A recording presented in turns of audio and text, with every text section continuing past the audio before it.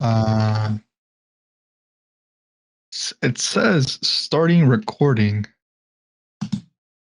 It now says stop recording. Okay, I'm gonna just make the assumption that it is working and then we're good to go. All right. Sounds good. But but I will say this: fuck Brave browser. Even though they've been good and give out all those tokens, Yeah. fuck them. They it was less than 2 weeks and they were just like, ah, screw it, make that a premium feature. I mean, I get it. I completely get it. That should have been a premium feature to start with. But Yeah. the fact that it was a free feature and then they moved it over, That's the and part that gets you. they didn't say anything. They spent like those 10 minutes when we were trying to figure out like if anybody's Yeah. complained on any forums, and I don't see anybody complaining, which probably means there wasn't that many users to begin with, so nobody's Right. gonna really know. We just But I'll happened to stumble upon it. remember it till I fucking Ah, die. I'm upset too. Super upset. Yeah, Brave Talk was good. I mean, I like the fact that they're not spying on you, even though it doesn't really matter because we're gonna upload it anyways. But Right. I mean, plus everyone's spying on. yeah, true. But that one was spying a little less, you know. Ah, that's the that's the beauty. It's a little less. A little It's a less. little more, it's a little less ethical, a little more ethical. Yeah. Plus, I mean, it's like you have the Brave browser already open. Just take the bat. Yeah, I don't know. I'd be kind of interested to see if like like somewhere down the line if you can use like the bat tokens to pay for the service itself. I mean, it's $7 a month, so I Right. don't think you can make $7 a month in bat tokens, Nah, you. but it it'd be cool. I mean, Yeah, because I think like the maximum amount of ads is like 5 per hour, isn't it? I think they moved it up to 10. You can do 10 per hour now. Nice, Yeah, nice. Yeah, it's not. cool little trick. You can hide notifications, so Brave still thinks it's showing them to you, but they're not. They're ending up being a notification panel. That's funny. So you can crank that. You can crank it up to 10 per hour, and you'll see none of them. Yeah. On phones, you could open up at least on mine, since I always do it, you could open up a private tab and you close the browser, like just completely close it. Mm-hmm. And like it still sometimes gives you ads. That's funny. I It's a, haven't. I that's hilarious.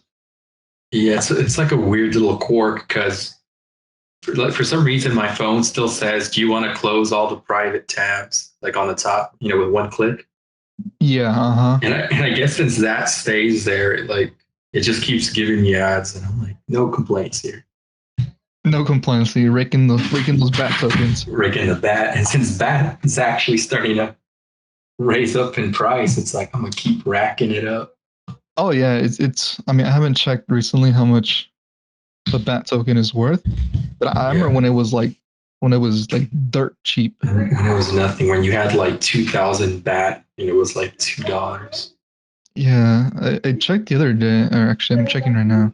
I think It's a it's like, dollar and thirty yeah. cents per token.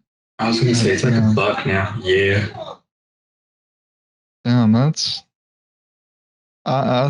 kind of crazy because I was using Brave browser like in like July of 2019, right. and I remember it wasn't even like 15 cents. It's probably like 12, 10 cents. Yeah, Brave went up super fast because I heard about it like in 2016. And Nice. I was just thinking, like, why the fuck would I use this browser? Like I already have a browser, and I'm like, but I was still like, all right, I guess I'll still keep it. But I wasn't using Hmm. it as much, and I kind of wish I had, Wait, and had just been. Brave browser released in When did it 2016. release? I thought it was It 2019. no, it didn't release that late. It was like I think it did. You might be thinking of another browser. maybe. Let me look it up. Oh, you're right. Wikipedia. Initial releases. Like, what the hell was I thinking of? I was probably thinking of a similar browser. Uh huh. Probably some more like bootleg. Because when I first used Brave, I was like, this is pretty on the up and up. Yeah, because came out in actually then I'm wrong too then because it's just initial release is November 2019. Right.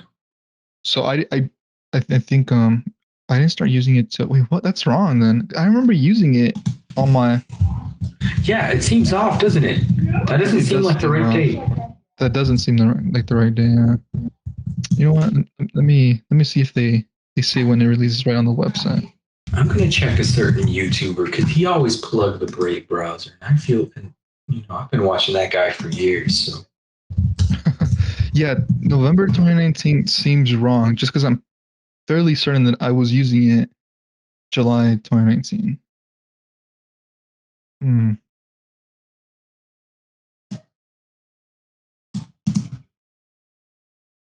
okay, here the version that they're using now was released in 2019, but they had previous ones during Oh, so 2000. Yeah, it was probably beta, right? Yeah, well, there no, we go. well, it was different. Like when it first launched, all it did was it just blocked ads. Like that. That was its like it was like a built-in ad blocker, and it was like, hey, we're Hmm. not going to be stealing up your stuff. And then 2018 was when they first tossed around the idea of like of doing the Brave tokens. I think. Yeah. Why would I guess yeah, I probably should have read more into it. But I mean, when something says initial release, it kind of implies that that's was the initial Yeah, release. But yeah, Peter if you just Thiel's. Google Yeah, Brave browser release date, yeah, it says January 20th, 2016. yeah. So Yeah, I was right. I had heard about it actually, like way yeah, back then. That's how yeah, you know. that's Yeah, as far that's pretty early actually. Most people that was a whole year before most people even knew what like Bitcoin and crypto was. right. One of the angel investors is Peter Thiel, the Oof, guy, that guy. the Yeah, guy who wrote Zero to One. And I'm yeah, just like, if I had known back then about that, I'd have been like, okay, maybe I should download the Brave browser today. yeah. That guy's interesting story, right? I think he was co-founder of PayPal, and I think he also did something with like Palantir.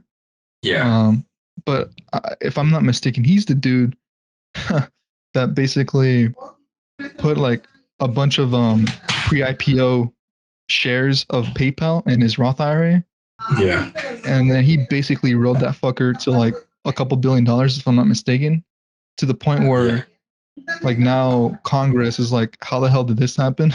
And they're trying to change the rules of the Roth IRA because I mean to kind of provide context with the Roth IRA, you don't pay taxes when you retire because you paid them Right, up front. So they're saying like that's not. I mean, he did everything legally. right, right. He contributed. I think it was like 1999 or something. He contributed up to the maximum limit that the account let him. Yeah. But now Congress is mad that all that money is tax free. Stay mad. Jesus. He's playing with it. There's always smart people like that that'll find how to play with the rules. Peter Thiel also was an initial investor in Facebook, like just to round out all the successful endeavors he's in. Oh yeah. I mean that guy's done quite a bit, Yeah, of quite well in investments. That's for sure. yeah. Fun little fact. Um, my boy Eric Weinstein, the guy whose video I sent to you Hmm. over Discord, he works for Peter Thiel. Interesting. That I did not know. Yeah, he works for Teal Investment. He on his first episode of the podcast, he interviews Peter Thiel, and it's like every 5 minutes, it's like a new idea I never heard of. I'm like, what are these guys on? Yeah, that's I need to give that a listen to. I haven't much dug into some of the stuff that he's been involved in or talked about, but it's pretty it's eye opening and like and I've seen a few of his videos in addition to the one you sent me, Yeah, but I think what I appreciate about that is like you can tell he's a smart fucker, but like there's still, and I could be wrong, but there's still like it feels like there's a humbleness to him, right? Oh Even yeah, even even in that video, and I think that was a video from like 2016, 2017, where he was talking yeah, about that there might be a healthy dose of socialism slash right, communism in our future capitalist society. But he's like, even I don't know what the what the solution future? is, and, Yeah, and that guy is, I mean, smart, intelligent, yeah, just a at super the same smart time. person. Yeah, yeah, I did enjoy the video. It was, I had, it's so weird. I had watched it. I had watched it roughly when it come out, and it was part of what brought up my fear in automation. Mm-hmm. Part of it, because I was just like, oh my god, this is crazy. Like, why isn't anybody else talking about this? And then I recently stumbled upon the video recently, and I was like, oh, I don't think I've seen this one. And then as I was watching, I was like, yes, I have watched this video. You saw that one before, yeah. Yeah, but I still completely, I felt like I was still learning something. I was like, well, this is still interesting. We, Yeah, yeah, exactly. Like the things he said a few years ago, like if anything, they're more true today than they were then, because you're starting to see yeah, the effects of a lot of those things. yeah. In hindsight, I'm just like, oh, okay, this was like almost predictive to some extent. Yeah, it's kind of interesting. I mean, I don't know. This probably happens to you quite a bit, Yeah, but as you're learning something, I mean, as you're learning like many different subjects, right, and reading a bunch right. of different things, sometimes it kind of feels like things kind of start to like connect themselves, right? Even if like they're cross disciplines. Yeah, For example, like we're kind of at the intersection in our careers of like tech, math, science, um, government economics, things like that. Like I feel like I have like bite-sized understandings of all these different fields, but it wasn't until like maybe like the start of this year where like the light bulb started to turn on for me, where it's like, okay, I see automations happening, um, right. unrest in our societies happening, things like that. But then I remember reading a book. I started rereading it this week as well. It's called let me bring it up. It is called Fed Up. Yeah, In Insider's Take on Why the Federal Reserve is Bad for America. Uh, it's a very interesting. interesting book. So, I mean, the author's name is Danielle Booth, and Yeah, she was like one of like the I forget her exact title, but I think she was like an assistant or like next to the one of like chair the Fed chairs, one of the basically one of the people at the top, right, of right. one of the Fed Reserve banks. And she was basically at the start of the book, she kind of recaps on kind of like what happened in the aftermath of like '08, right, with the housing market Yeah, right. With the crisis. housing crash. Yeah, And it's interesting because she basically goes on like, oh, like at 9 in the morning, a bunch of or around like 11 academic people, none of which have any real world experience except for one guy that ran a company, basically decided the fate of the US for the upcoming decades. And by God, how much did they fuck us up? That's Jesus. basically how she starts the book. Oh my And god. the reason she says that is because, and I'm sure you recall, I mean, even though we were kids back in '08, Right. but the solution to that, it wasn't really a solution. It was kind of just like, let's sweep it under the rug and kick the can down the road. Hmm. And by that, it's like, let's cut interest rates to zero. That's called the Fed fund rate, which is basically like how banks, at what rate banks will lend each other money overnight. They basically cut it down to almost zero. Then they started doing QE, quantitative easing, right, where it's just let's print money like crazy. Yeah. And basically, everyone agreed to kind of just do that because it was 11 people. It's still up for a vote. You can deny, you can reject or um, approve of that. Right. Everyone except for I guess her boss um, rejected the idea, so obviously it went forth. But what they didn't realize, or I guess maybe they did realize it, but I don't quite remember what she said in the book. Um, was that basically destroyed pension funds, right? Because Yeah. if interest rates are at 0%, most pension funds at the time, like in early 2000s to like the 2010s, they were mostly like in, well, a lot of the investments. I mean, some of them were in the stock market, but a lot of them would have been like CDs or like bonds, things like that. But Uh-huh. by lowering interest rates all the way down, all the money kind of flocks into private equity or stock and the stock market, right? And there's no more incentive of holding your money in these lower interest rate lower bearing assets. Right. So pension funds start to dry up. That starts to screw up, the average American worker. That starts bankrupting a bunch of schools, districts, municipalities, governments, places that have pension funds. So they're Right. they're taking money out of, like, the community, the people, and at the same time, because these hedge funds and private equity firms, they still need to turn a profit. What do? They turn towards real estate, right? So Yeah. suddenly they're buying up real estate, driving up the prices, which means that the up and coming millennials can't no longer afford to buy the houses because they're much more expensive. But at the Right. same time, because everything is much more expensive, like the builders that make the houses, they're choosing to make more expensive houses, which again screws over Right. the Just average it American just it worker. compounds the issue. Yeah, and essentially what it, like, she kind of gets at is that there these people that had no real world experience kind of just like did some like ultra mega theoretical economics, Yeah. and they implemented what they thought was going to save them, but it had all these unintended consequences that even now we're still feeling today. Just And there's completely. really, yeah, and there's really no way out of it because we're already, basically at 0% interest rates. I mean, there's talk of like going into negative territory, but that's just a other whole Right. other can of worms. Right. It's a Um, whole nother issue on its own. yeah, it's a very interesting read. I think I was reading it earlier last week. I got Yeah. to the part where one of the, like, the Fed chairs, um, like, this whole experiment, because that's basically what it is, right? Like, it's just they guys have pretty much no idea what they're doing. They're a bunch of PhDs that study economics, and they follow these monetary theories that never really been tested, or they're basically Yeah. testing them themselves. And like one of the previous guys to Janet Yellen, I forgot his name. I think his name was like Ben or something.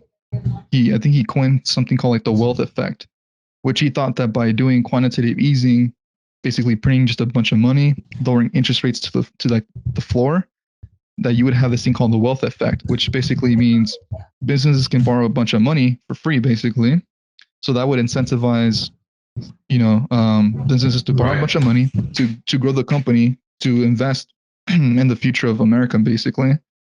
And then that would have a cascade effect Right. of them paying their employees more or hiring more employees, and then that would also then lead to more consumer spending because the employee has more money. Right.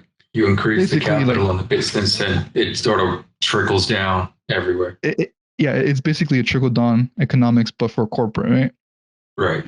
The reality, though, of what happened is that Yeah. it just led into corporate buyback of Yeah. shares. So instead of companies investing, for the future, the long term future, they just Yeah. started buying back their own stock because they were they're afraid, they're uncertain of the future to start with, right? Because like they're saying, okay, if interest rates are at zero or Right. they're very low, if something happens to the economy, which we saw, last year, the Yeah. Fed can't really do much aside from go negative. So we're just gonna buy back a bunch of our shares to artificially raise the price, and then at the same time, you think of these executives, they're only there for like 3 5 years anyways, so like they're Yeah. incentivized for the short term. Right. So That's essentially, it's just like just invest for the short yeah. term and screw the long term future. That's so interesting. I it's something I had actually read from Peter Thiel's book. And the only reason I'm bringing it up now is because of something you said, where you mentioned they're uncertain about the future. Hmm. I wish I had the notes on me right now. I don't think I wrote it down. I think where Peter Thiel describes this sort of access of how certain how well he gives how certain countries used to look at economic perspectives, sort of Hmm. like how they would view their future. And he would put, and I think the way he did it in like, he classified them as either optimistic or pessimistic Mm. and certain or uncertain. And Okay. as far as I remember, being uncertain and pessimistic had to have been like the worst economic strategy, because it's like, you're uncertain about the future and you think it's all going to go to hell. You can easily see how that'll deteriorate. It's like it's an unviable way of like seeing the R- future. right. Yeah. Uh-huh. I think following that might have been pessimistic and certain, weirdly enough, because Mm. I or it might have been optimistic and uncertain. No, yeah, they might have been somewhere tied. Where if you're pessimistic and you're certain, well, it's sort of like a self-fulfilling prophecy. You get me? It's like, well, you think Right. the future is going to be shit, and you know it's going to be shit for us for a fact. So it's like, I think he ascribed countries to each of them, and I think that one might have been like a totalitarian country. It's like, because we Mm. know everything's going to be bad and we're certain of it, we might as well just, exert as much government power as we can to reduce it. But it is what it never works out. And Right. I think he had placed optimistic and uncertain, where it's like you want things to go well for your country, but you're not quite certain. I think he had initially attributed it to China, Hmm. because you can sort of see with like all their propaganda this sort of grand vision of the future and whatnot. But if history's taught us anything, there's a complete instability in a communist regime of any kind. Oh yeah. Uh-huh.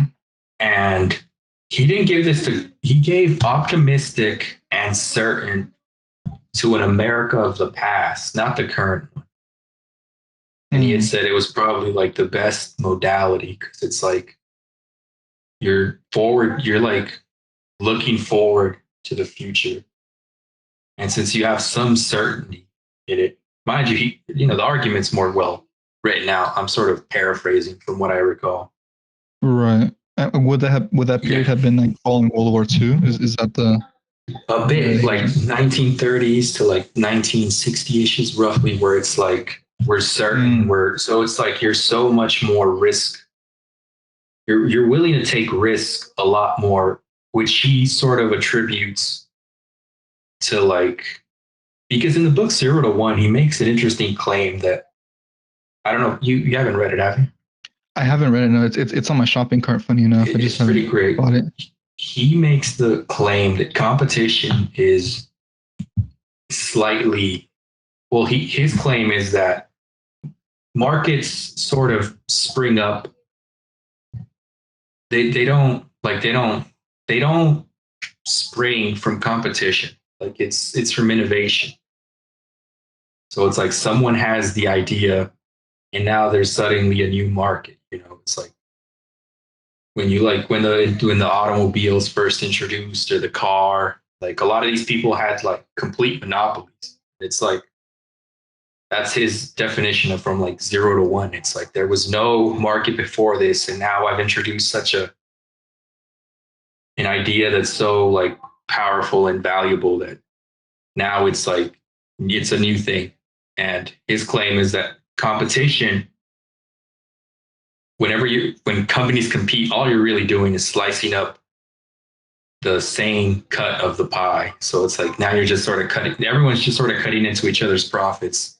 Even if the pie is enormous, it's still like everyone's just sort of stealing from one another. Hmm. And Yeah. Uh-huh. well, hold on, I did write one of those things down because I did remember there was a few axioms about businesses that he had that I thought were, Jesus, where the hell did I write them down? I'm sorry, I'm rummaging through my notes right now Oh, you're good. Go for it. because I do remember writing at least that down. There we go. It is better to risk boldness than triviality.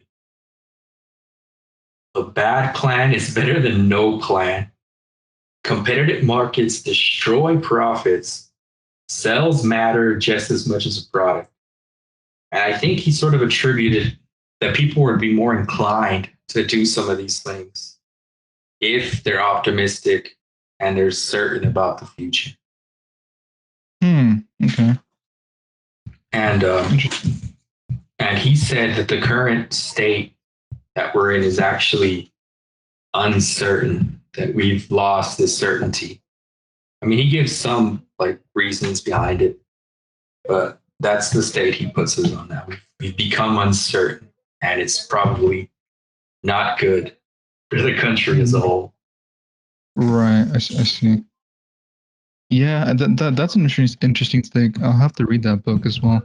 And yeah, I can see that. To kind of tie that in a little bit, um, with the book that I mentioned, Yeah, um, she made the argument, and I think, and that was also in like the first chapter or two, that she basically says that like the entire Fed policy, up until I think the book was written like 2018 or 2017. Up until yeah, that point, it basically contributed to like the uprising of like extremism, with like the left and right. And like yeah, she saw like the culmination of like, Bernie Sanders uprising as well as Trump's. And she right, basically said like that the Fed policy, like nobody talks about it. The Fed is very misunderstood. Nobody knows what it yeah, does. But they're essentially the reason why we are in like the hole that we're in, right, which is very interesting. But right, to that point of like kind of like tying, when I was talking about like learning about all these different subjects and like kind of tying them in, yeah, like yeah, we started to see like automation really take off. Like I would say like within like the past 10 years, it's been very extreme. But automation's kind of been doing its thing for quite a while, right? I'd imagine. But so I mean, so we have that kind of like leg component to consider. But then also like there's all these little things that kind of like I that I knew about, kind of in isolation.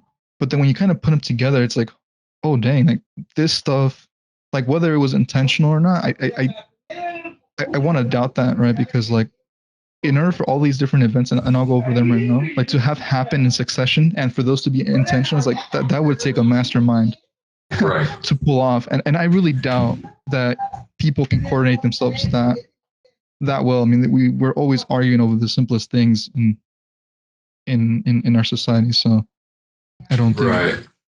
I don't think it would have happened that well. But just to kind of give a point of what I'm talking about. Um, so it was, yeah, starting with like the 1980s. There was the Fed chairman Alan Greenspan, I believe was his name. Yeah, He kind of contributed to a bunch of like, um, or yeah, he contributed to like financial deregulation, right? Which yeah, basically in the 1980s, which basically made Wall Street greedy. They got right. really, really greedy.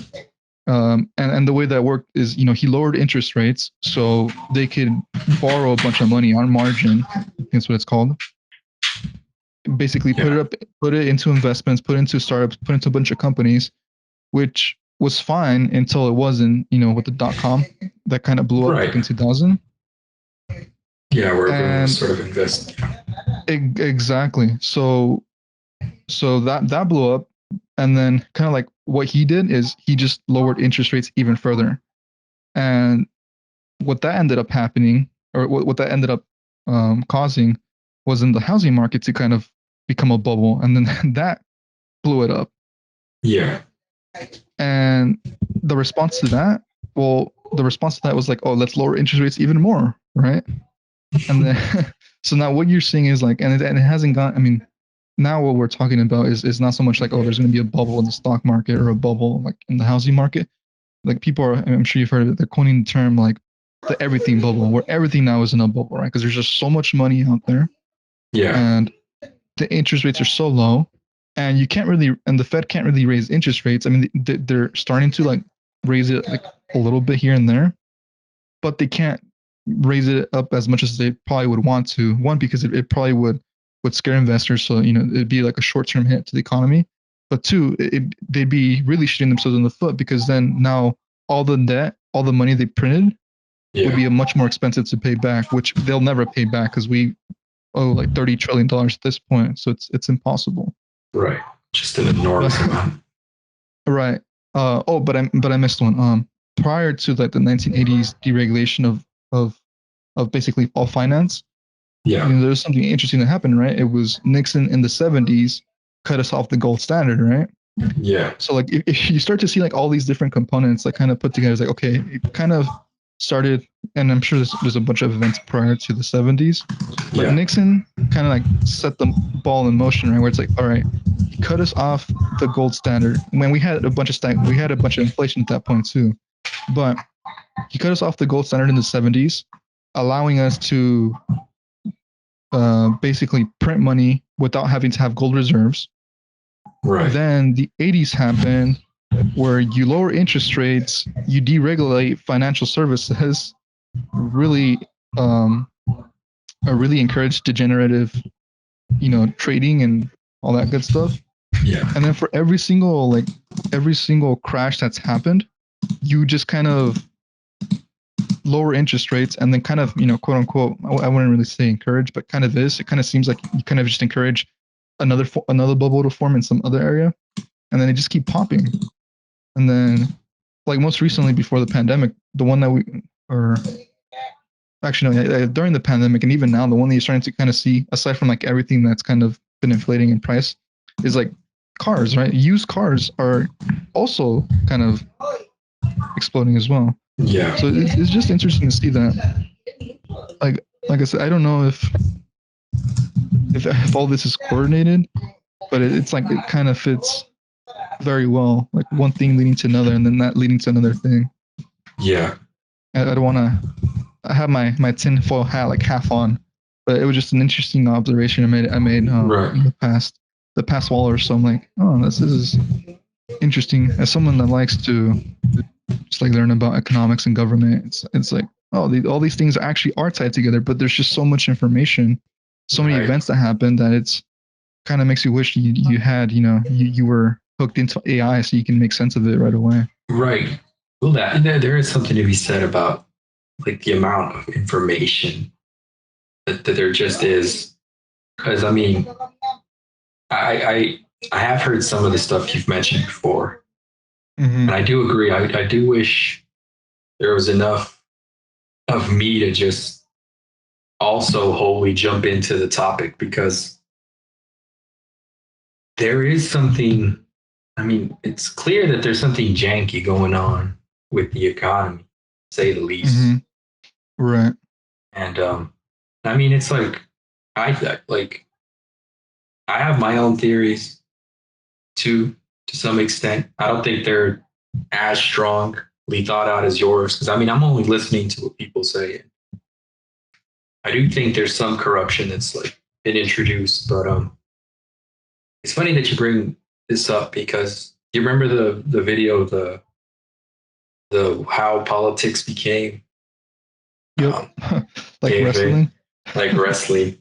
The video didn't go into it too much, but I feel like I'm bringing him up a lot. But Peter Thiel and Eric Weinstein have their own theory. It's like two different ones, but sort of they have one. They have one part where they think it's the same, and then there's a Mm-hmm. little different. But they have their own theory as to why it is that our economy and our politics suddenly sort of became kind of deranged. Mm-hmm. And I think their theory is that we've sort of stopped. Well, yeah, that we've sort of stopped. There's been no real growth because the way. Let me start at the beginning. Eric likes to use this like term called the ego, the Mm-hmm. embedded growth obligation. Right. Right. So you would imagine that a lot of like it's sort of built into this to the structure of like companies. Like you want to grow like as a company, like increase your profits, you know, then you can do it continuously, but it's like if you put that to the test of time, it's like how long can you go? You keep growing, you get me? Like there's only so Yeah. much there's like it's a limited amount, regardless of which market you pick. Mm-hmm. And their point was that we've because the sciences, like the STEM, the whole field, Mm-hmm. there hasn't really been any like progress. Like you can see the progress in the tech sector, you get me to some extent. Yep. Mm-hmm. But their point, and it's like one that that I love, where it's like if you removed all the screens in your house, like how could you tell that you're like how could you tell that this is 2021? Mm-hmm. Like, how could you tell you're currently living in the present? Like we have like the futuristic like phone in your pocket, but everything else is like stayed stagnant. Yep. Mm-hmm. Like there's been no growth in anything in any of these other. And the idea is that because there's no growth, what happens is the companies sort of go like, okay, there's not much else to do really. Mm-hmm. So his claim is like he made in the video that it's like, all right, well, we just sort of have to start stealing wealth essentially. Mm. And the ploys, I mean, it might not be intentional. It could just be that given that there's no growth, the actors in the system just sort of naturally gravitated towards some of these solutions. Right. Like, with it was it with Reagan or Clinton when we started going out and like Reagan like smashed. It's so interesting. Like in the 1970s, that's Nixon, right? Got us off the Yeah. gold standard. That was off the gold standard. Yeah. Yeah. There's I think I've shown you the website. It's like what the fuck happened in 1971. The Yeah. Bitcoin, Yep. the Bitcoin people were the ones that made it, but it's like so insane all the stuff that changed since then. But the idea is like Reagan, he smashed up the unions, and it's like the workers lost a lot of power. Even if some of it was Mm-hmm. necessary, it's still like okay, this is Nixon. Then it was like Clinton and the globalist thing. So it's like we've expanded our markets to like other countries, Mm-hmm. but it's not. There's no real growth happening. It's just like okay, we've only divvied up the pie. We've made it a little larger, but there's no anything else happening. And it's sort Right. of and you can sort of see how it's deranging. I mean, I do imagine that it's somewhat compounded by corruption and just stupidity, like the people who are at the top, like Mm-hmm. the Fed people that you were talking about. Right. Yeah. Because like, yeah, Mm-hmm. you're saying? Go ahead. No, no, go ahead. Well, no, because I was watching a podcast of Jocko Willink. He was talking about the Afghanistan, and he had mentioned that the person who would come up with the plan was also sort of this like purely theoretic PhD who Mm-hmm. came up with like an idea that's just has like no test in reality. Yet it's Right. like once they got introduced, it was like, oh my god, this is a complete mess. Mm-hmm. And so I can see how like we could just get absolute. I shouldn't call them dumb because they're not dumb. You get me? They're like, Mm-hmm. it's not like, but I suppose the word might be untested or just book smart, just like because you can like learning has its uses, but if you don't test what you've learned. Like you create mental models when you're learning. You get me? Yeah. But those models need to stand up to reality. You can't just keep it all in the abstract. Like you can say something like, "Hey, you should never lie," but like until you put that into reality, it's just like a idea that you have. And I think that's what happened with a lot of these Right. things too, with the Yeah. Afghanistan, with the economic thing. Right. Yeah. I mean, it's like a physics problem, right? Where it's like in the book, it's like, oh, just assume there is no air resistance and no drag and no all these variables. You just ignore them. Right. So, it makes for a very easy problem and a very easy solution. But Right. when you get out to the Well, real world, it's like, oh, you have to take into account all these different variables now. right. Well, it's also like it's easy to say, like if I made the claim like I've been undefeated in a fight, sounds impressive, but like if I've Mhm. never been in a fight, it's like, well, there's no value there. It's like, sure, you're Right. undefeated, but you've never fought. Hmm. Like the guy who's like the heavyweight, who's like fought like 30 fights and has never lost. Like that's impressive. That's the mental model we want. The guy who's just, Right. Hmm. but yeah, it's just a lot of that. I mean, it's so crazy. There's a lot of corruption in the system. It's just been sort of gone unchecked. And I have a separate theory, but on what it is, but it's like it's hard to say it because I like to put it into words. But Hmm. I think it might just be a symptom of the modern world, just because of how unlike our previous iterations of existence have been. It's so Hmm. comfortable. I think we're beset, and I don't even want to exclude myself from this. I think we're sort of beset by like a nation of cowards Hmm. because Who got what? Go on. just to elaborate, because if you like, how do I want to put this? Like when you're like, it's like fear is like, it's like everyone fears fear. Like it's a human emotion and it's within like the normal spectrum. We all feel fear. It's like, it is what it is. Hmm. But it used to be a lot more concrete, you'd imagine. Like if you're, in the savannah, fear is, a lion. Like it's real easy to put a finger on it. You Hmm. could even imagine like Roman times to medieval times. It's like fear is traveling in a dark road and knowing that there might be bandits on the Hmm. rise to take you out. But it's hard to conceptualize what it is that we fear in like the modern times, because like there's only so much. Like if you live in a bad neighborhood, it's a lot easier to like see it. It's like, all right, well, it's like it's the gang down the street, it's Hmm. all this other. But what if you're living a somewhat okay life?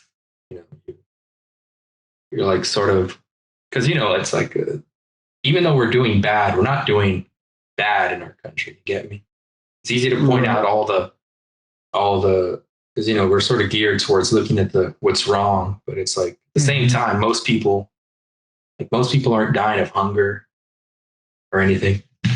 And it's like, what Right. is that? Yeah. You can put like, what does that guy fear? Like, where's the challenge? Where's the confrontation that this person has? And it's like, and I was thinking, like, there's like, you'd imagine any, like, people have interests, right?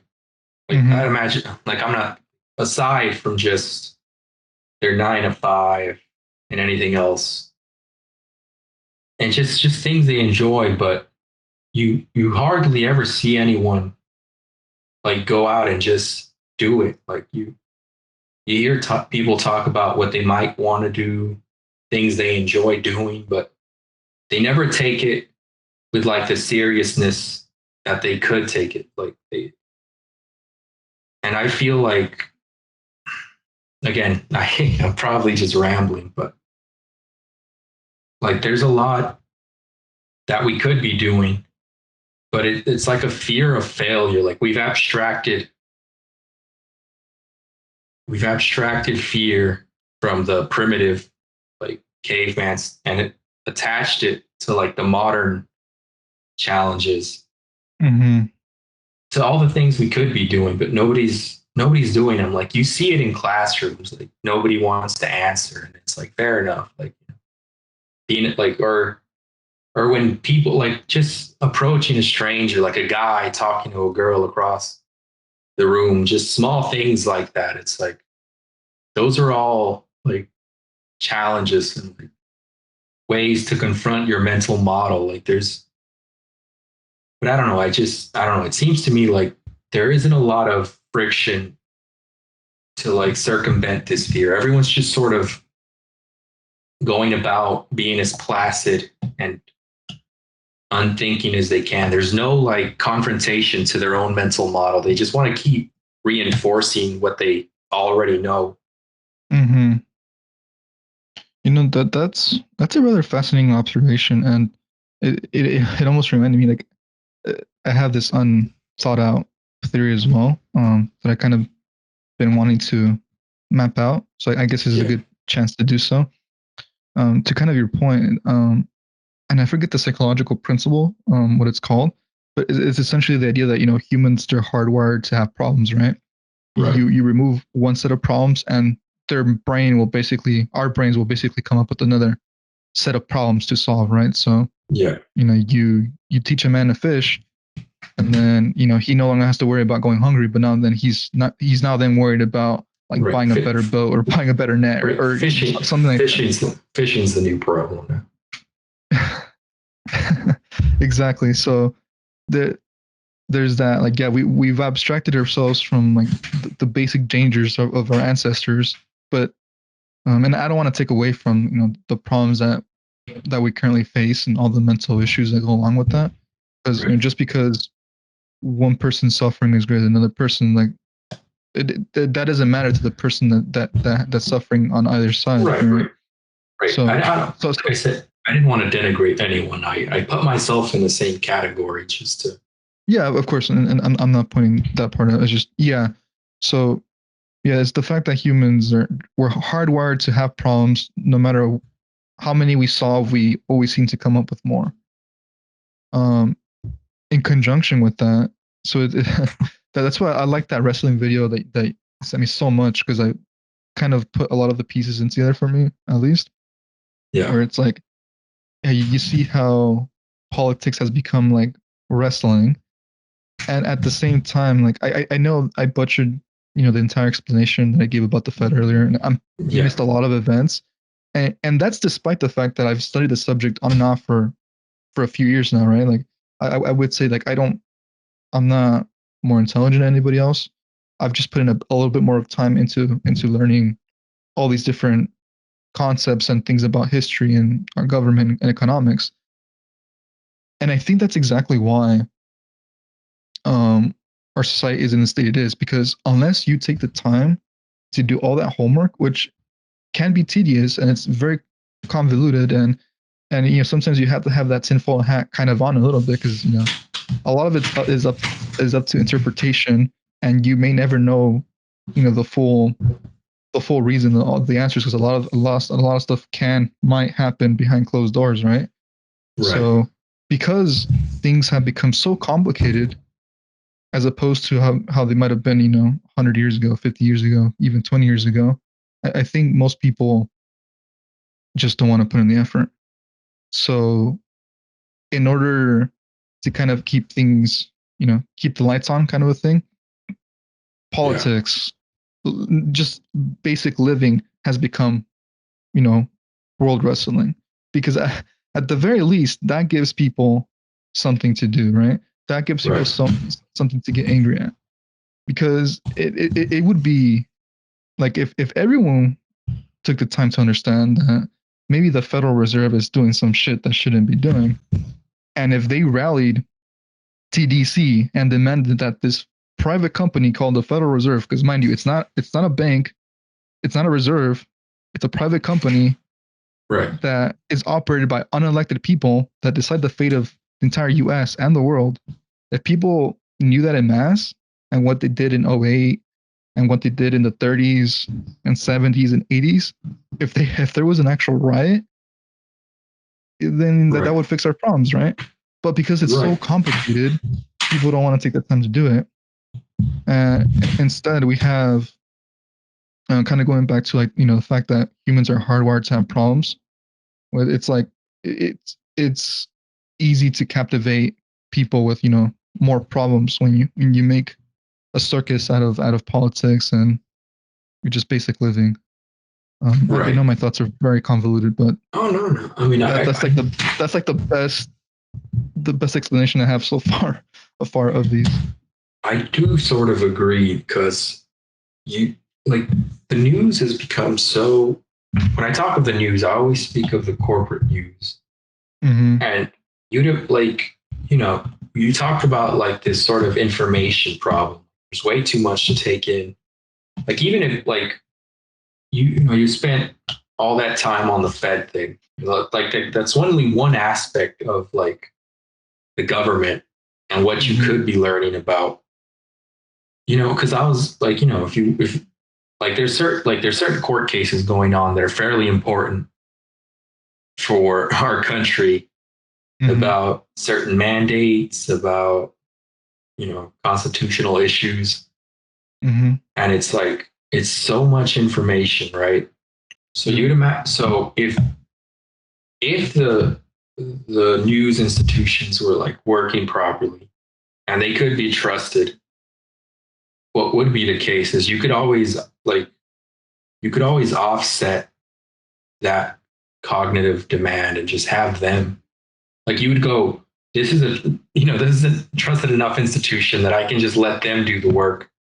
Right. And I don't have to become the investigative journalist myself for every single issue and topic because it'd just be too much. Like one, I this isn't a diss, but most people don't have that kind of cognitive like it's a lot of information.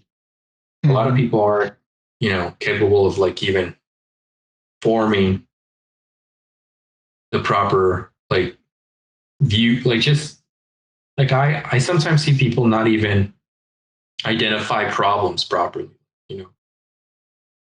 And you see that sometimes where it's like people sort of know something's off, but they can't quite constitute what's the problem. It's like if you can't So even they do redu- that, yeah, so they reduce the problem to what they think fits their mental model, right? Is that what you're right. getting at? Yeah, they reduce it Right. to one dimension. They go like this problem has like 80 different dimensions. Maybe Mm-hmm. 5 or 6 of them have like a lot of weight to them. Mm-hmm. But it's like screw that. That's way too much. Like that's already way too much to like handle in a brain. Let's just drop it to one dimension. And Yep. this will be it'll be already like it'll be the dimension that I'm already geared towards. Oh And man, it I just got goosebumps as you were saying that because the my unmapped theory it's yeah, kind of coming together a bit more. And I don't want to stop you from talking, but yeah, to that point that I was saying earlier, like the humans are hardwired to have problems, but it was yeah, that bit, I forgot to mention. There's a big asterisk, which basically you just said some problems are too much to handle, right? So, right. like I said, simplification of that problem is a lot easier. Yeah, Which again, going back to that how pro wrestling became, how politics became like pro wrestling. That video is so perfect, um, because if you can simplify a very complex topic or issue that, and mind you, most issues we have in our side, I would say that they're very multifaceted, right? right. But people are not going to take the time to understand that because that's too much.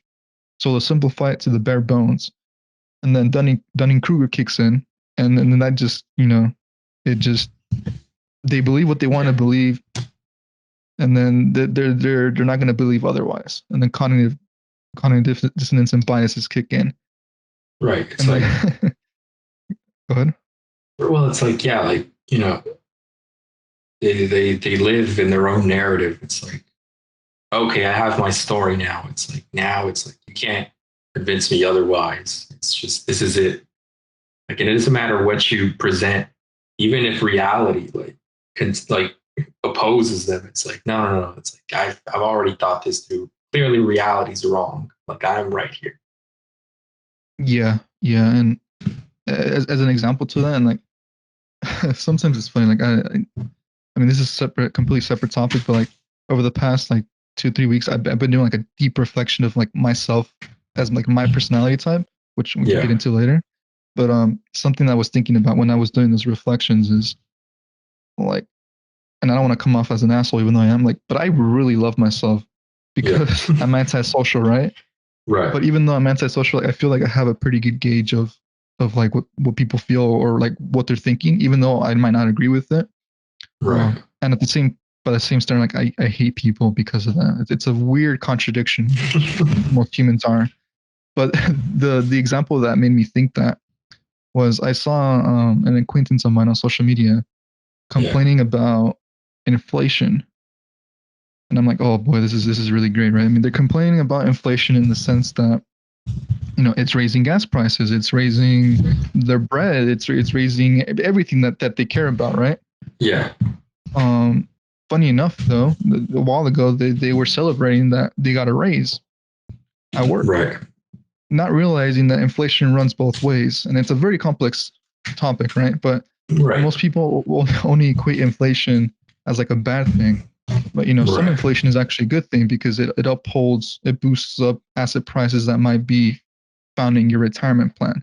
At some Right. point, that inflation will find itself into your paycheck, which that person did. See, I'm not saying inflation is all across the board a good thing, but some inflation is very crucial to our Right. current structure of economy that we have, which is all based on on this quote unquote growth that you were talking about earlier. Right. But it's like if I took the time to explain that, I'd probably get blocked, or they'd probably leave me on red or something. Right. And instead of like, and I'm not saying like I'm the authoritative answer to this, but like I would love to just exchange ideas, right? Even Yeah. though I know 100% that I'm missing a lot of the different complex points to that, but at the very least, it would be a nice little dialogue, right? Because maybe Right. if I could get that person interested in it, they themselves would go and do some of the research that I can't do because I only have so much time. Then they could share with me, and then Right. it's like a dialogue back and forth. It's basically the conversation that isn't happening. Right. Well, it's like, And go on. Sorry. oh, sorry, I just want to wrap up and say it's basically. I mean, this is completely my fault. It's like the pessimist in me. It's like I feel in my heart that it's not worth putting in the effort because I've already kind of decided that I'm just gonna nothing's gonna come out of that conversation if there Yeah. even is one to begin with. Well, it's like a couple of things. One, I don't really think you can change people's minds per se. Maybe amongst friends, but I don't think just outside. And I mean, when I use friends, I don't use like the trivial form that like small children or everyone else uses. Like I put friend in like a pretty strong category with a lot of requirements. So. Right, same here, which is why I said acquaintance in that example. Right. Right. But to add to that, it's like a conversation like that would be useful. And it's not just that, that there's a lot of information that you can't research. There's also a lot of information that you're just not interested in. It's like Hmm. people have like completely different interests. And it's not like you can choose your interests. You get me? It's like, True. Though it's, I do want to point out a caveat, right? And this is kind of like, I mean, I feel like I feel like as I'm saying this, like maybe I am in the wrong, but it's just kind of what I believe in, right? I yeah, believe that if you choose to say, as that example, I am mad about gas prices, yeah, fuck inflation, fuck Joe Biden, it's all his fault. If you're saying that, you should know, you should consider, you should be willing to accept, or not accept, but just hear out not even the opposing point of view, but maybe Yeah. like the reason as to why what you're Yeah. saying, or not even the reason, just like hearing the Right. perspective of what you're saying, you know.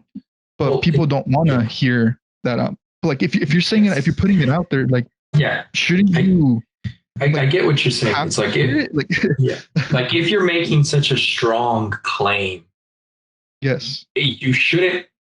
It shouldn't come as a shock if one people are gonna like disagree because it's like nobody agrees with you on everything.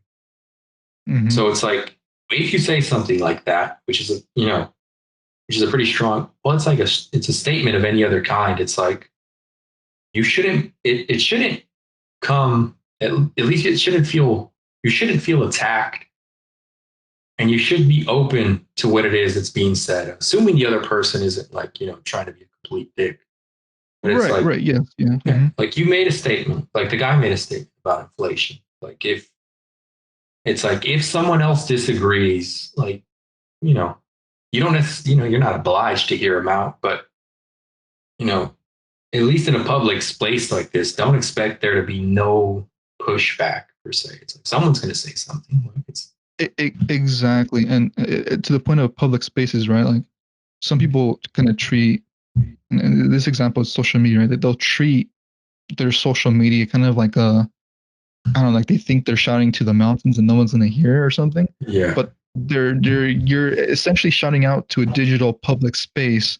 If you go out into public, like into a street or yeah, like the mall or something, and it's crowded, and you say something that's clearly inflammatory, you're gonna get a response back from someone, even if it's a dumbass comment back, right? You're gonna hear right. something. So how Someone's can going to you say not expect something. to hear something back in a digital space where it's even easier for people to talk back because they're hiding behind a profile picture Right, or something? right. It's so much easier. I've I've always conceptualized conversations as like, well, not always. It came to this like a few years back as sort of like because it's like I can't sort of like I can't generate like I can only generate like I sort of view people as like weird. Like once I looked into AI a bit, I sort of realized that one because they're sort of copying how we think, and hmm it's like we're each of us are like unique models that are just sort of spitting out ideas, and it's like and then it quickly came to me like okay then like I can be super lazy by just listening to other people. It's like I don't hmm have to necessarily come up with the ideas. I just have to see whether they hold up to any scrutiny that I might have. Right. And I always sort of do that whenever anyone sort of posits a claim. Like I've always had a bit of a contrarian streak. So whenever someone says something, like I'm quick to just maybe like go against what it is that's being said. And hmm I still sort of have a similar model where whenever I read or look at something, I always sort of something I sort of stole from a couple of books. It's like always ask what's not being stated. Yep. Yep. It basically just Yeah. have like the healthy dose of Yeah. skepticism, right? Right. And so it's like conversations are super useful because it's like you could just it's like okay, everyone's clearly thinks differently to some extent. And even those that think similar can sometimes draw different conclusions.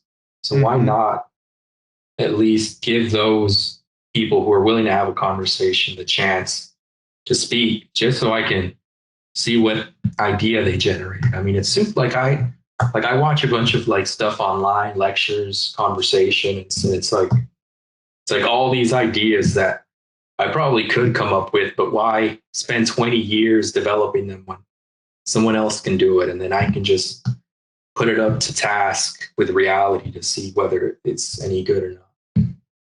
Exactly. That's why I love reading so much. Reading and like watching or hearing documentaries. It's like you're gaining, a lifetime of experience and exposure of someone else's perspective in a matter of hours or days, depending on how long it takes you to consume that media. It's Right. I mean, it's even how we learn like regular stuff, like mathematics. Like it took like Newton, who was like a guy, in Lebanese too. Even people forget him. Like they were like goddamn geniuses, and they came up with like calculus over hmm the course of their lifetime. It's like I don't want to have to I don't have to develop calculus from scratch. It's like screw that. Like, Well, yeah, and you wouldn't want to, right? Because like that right, defeats the whole purpose of their work. right, I would argue right. like the Even human yeah, species we're a collective. We're supposed to build up yeah, on what right. the We predecessor did. the quote like we stand on the shoulder of giants. It's Mm-hmm. like Yep. just let use your fellow man as a stepping stone and steal their knowledge. Go for it. Yep. Exactly. So it's just a very odd. I don't know. It's I don't really have the words to quite describe the situation that we find ourselves in today's society. It's just I don't know. Like, Well, I guess the best that I can chalk it up as, humans were just a living contradiction. That's all we do.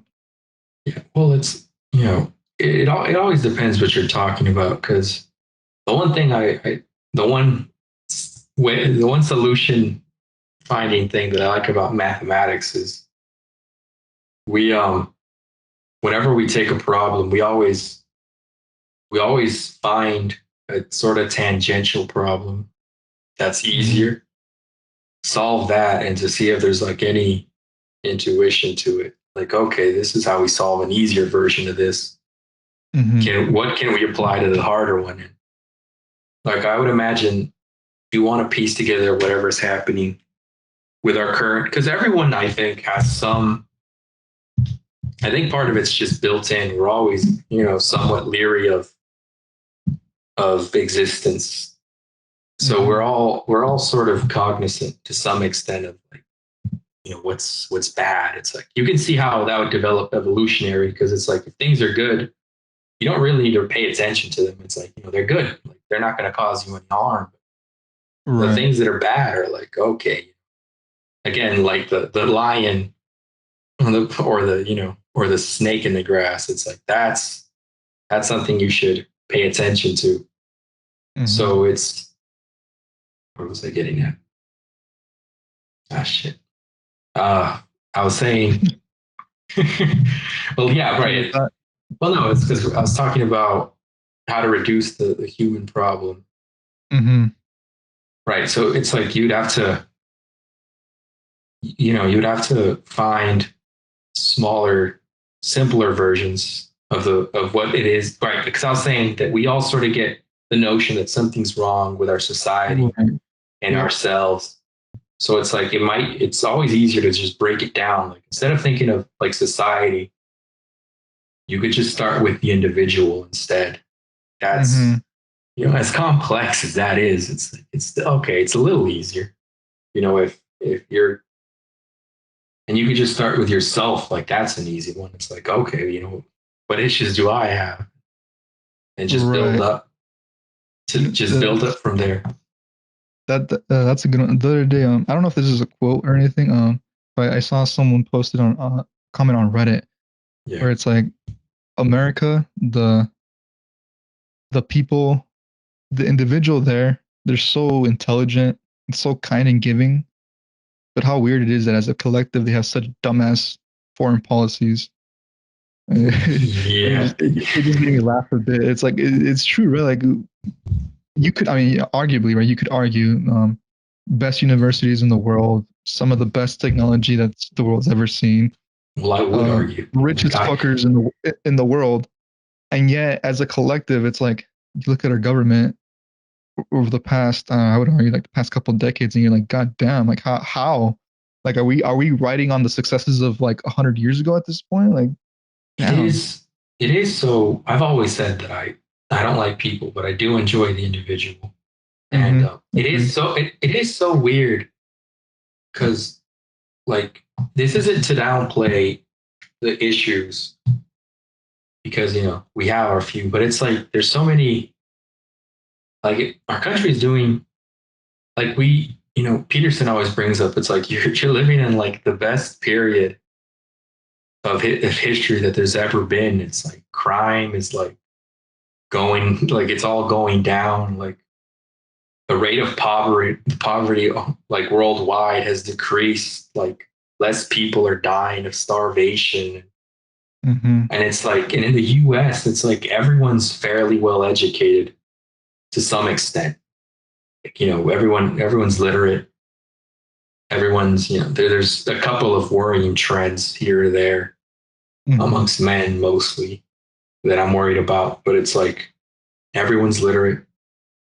Like people forget, and I always sort of laugh to myself whenever people start railing against the 1%, and I chuckle, and I'm like they have no conception that globally, while globally the 1% is anyone that makes, I think, like over 30,000 or a little bit Mm-hmm. more than that.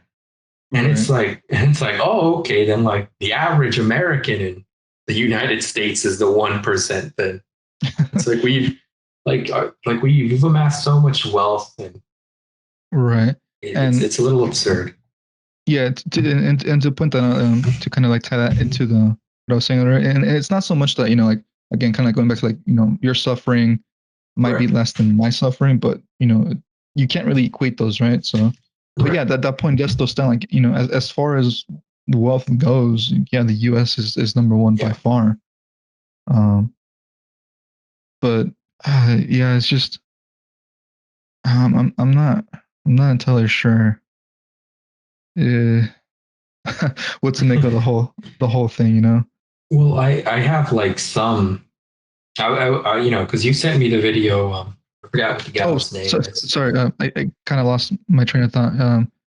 Yeah. What I was getting at, yeah, like I was saying, like, yeah, not to equate wealth of countries comparatively, but even so, like going back to what you were saying about the 1%, how people hate on it. It's Yeah. like I think what people don't realize is, I know, and this is kind of like more of tinfoil hat crypto kind of Right. decentralized living speaking me here as a person in tech. It's Yeah. like what I think people don't realize is since the 70s we haven't really had real money. It's all been kind of funny money in the Hmm. magical interwebs, right? Right. So it's like I and I hate to say this because like again everything's nuanced. There's a lot of different points that I can't begin to conceptualize because there's just so much information. But I want to say I believe that one person having a fortune like Elon Musk or Bezos, as much as people hate him, Yeah. doesn't take away from the common person Well, because it's yeah. it's not real wealth. Yeah, sure, Bezos um, made a fortune, right? And you could argue Right. that it might be off the backs of a bunch of poor people in China and kids being worked. Yeah, that's true, but that speaks more towards the fact that our policies are kind of screwed up and that China's policies are screwed up as well, right? But as Right. far as like, and I don't want to like make that any less than it is. That is an issue. But Right. that aside, the average, you know, Amazon worker has the opportunity to make themselves better. It just takes Yeah. education. Sure, it's a lot more difficult than it was 30 years ago or Right. 40 years ago, 50 years ago. But that's just kind of like the name of the game that we've been dealt. So Yeah. unless they take matters into their own hands, they start voting, they start learning who their local representatives is, which most people don't know that, and that Yeah. really pisses me off. Unless they take matters into their own hands, it's like, can you really complain? You're right. It's like Right. me myself. I mean, both of us. We grew up relatively lower class, pretty Right. poor, poverty line kind of poor. But like we've kind of been able to make something of ourselves. Right. And I have had this conversation with a lot of people in the past where it's like a lot of people feel like my example, like I might be the exception more than like the norm. Right. And I would argue that and I can see why they would say that because I don't have any data, but Right. it's unless you choose to study in STEM, it could be a little more difficult to pull off what I've done. Yeah. But the opportunity exists; it's there for everyone to take. It's Right. it's not like me getting this opportunity took away from someone else. There's so much opportunity. It's just that Right. it's not how it was 50 years ago where you work in a plant for 40 years, you retire off a single income, right? It doesn't work Right. that way anymore. You have to put in more effort. And this may sound very American to say because like I've been reading across like other um about other people's perspectives in other countries, Yeah. kind of like in like Sweden, Norway, those ultra mega capitalist social Right. safety net countries, where it's like they a lot of them feel bad for Americans that we're like so overworked. We have some wealth, but we're missing a lot of like the basic social safety nets. And Right. I would love to have, you know, healthcare paid for my taxes. The reality is I have to pay out of my own pocket, and I hate that. But Yeah. even with that, even with understanding all those different things, it's like I can't sit here and say that Elon being a billionaire, Bezos being a billionaire takes away from me because at the end of the day, Yeah. it's all made up. It's all made up numbers. The money doesn't Yeah. exist. It's not real. You know, Yeah. it's I don't know. It's a Right. very high level overview of what I think, and Yeah. again, very nuanced. I mean, there's so many different points to it. Like you could argue, like, okay, well, Yeah. even if it is funny money, they could be doing more to Yeah. to help society, and then you get Right. into the whole wealth tax debate, and it's just I kind of don't want to go into Right. it today. Right. But Well, at the very basic level, it's like the internet created this unlimited amount of opportunity, and instead of taking advantage of it, we're worried about what some billionaire is doing with their money, buying yeah. yachts on their yachts. Like, Right. that To doesn't affect you. well, because I watched the video that you sent me, and it's sort of it's interesting. I sort of thought of some similar ideas. The rise of anti-work, that video.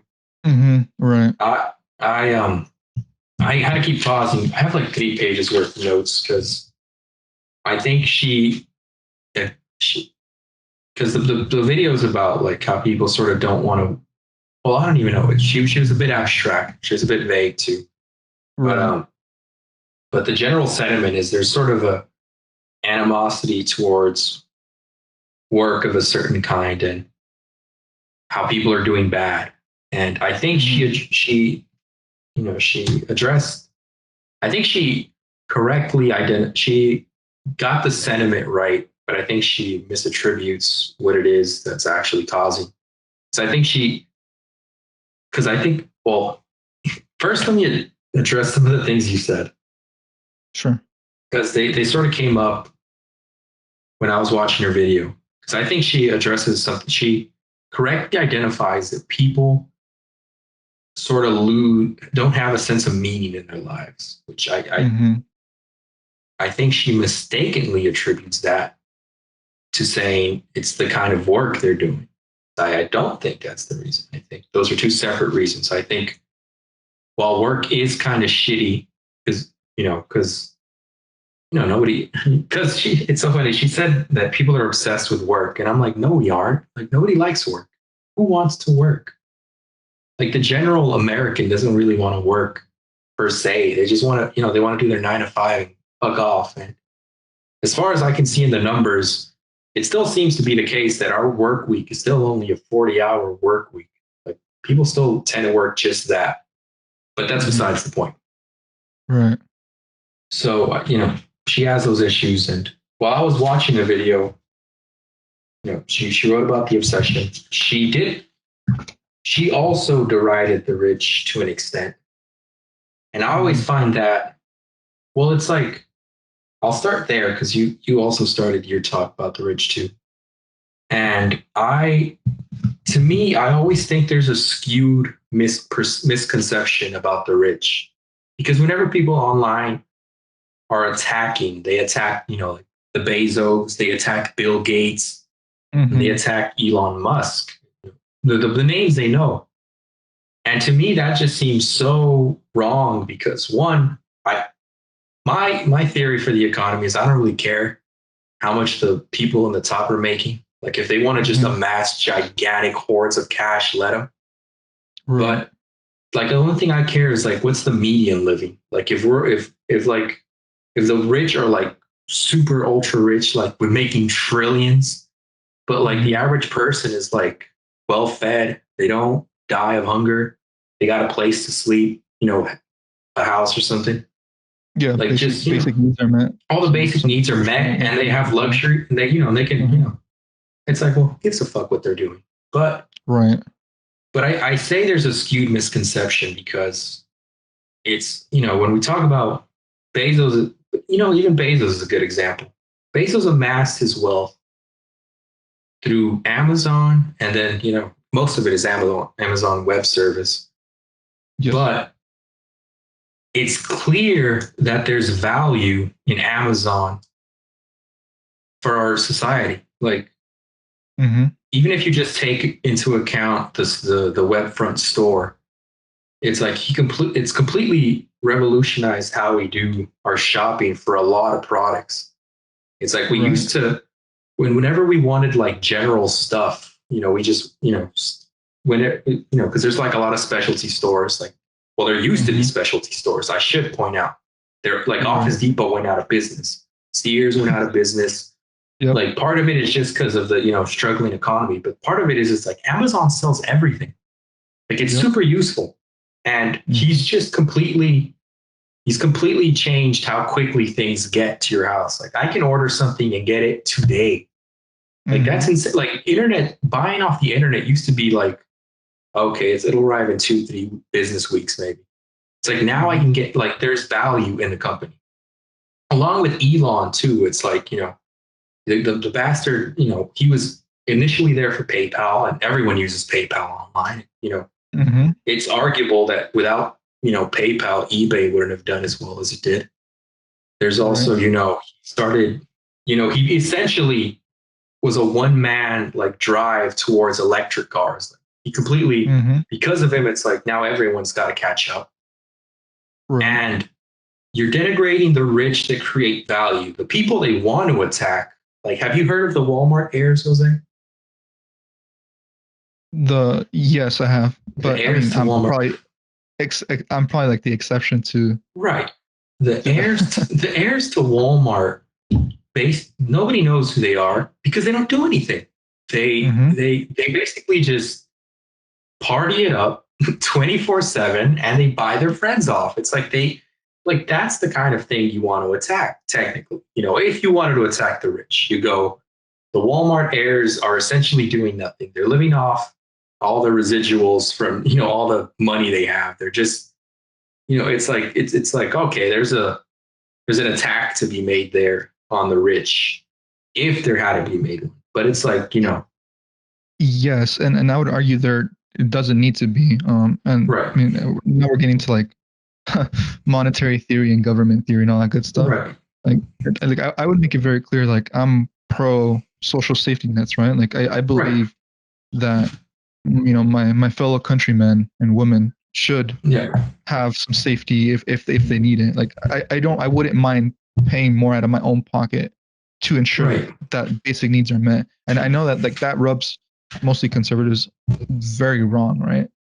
right, It rubs in the wrong way because like why would I subsidize someone else? That's basically always the argument. yeah, Um, but the point is like whether I'm wrong or right, like you see again like where automation is taking things, where it yeah, used to be like automation would displace the people, but then they would generate more jobs, and then that no longer seems to be holding quite as true. Where it's like it's displacing people, yeah, and that's it. There's no more creation of new jobs. right, Um, so that's why I kind of always say like, oh, I'm pro, quote unquote socialism or some social safety nets.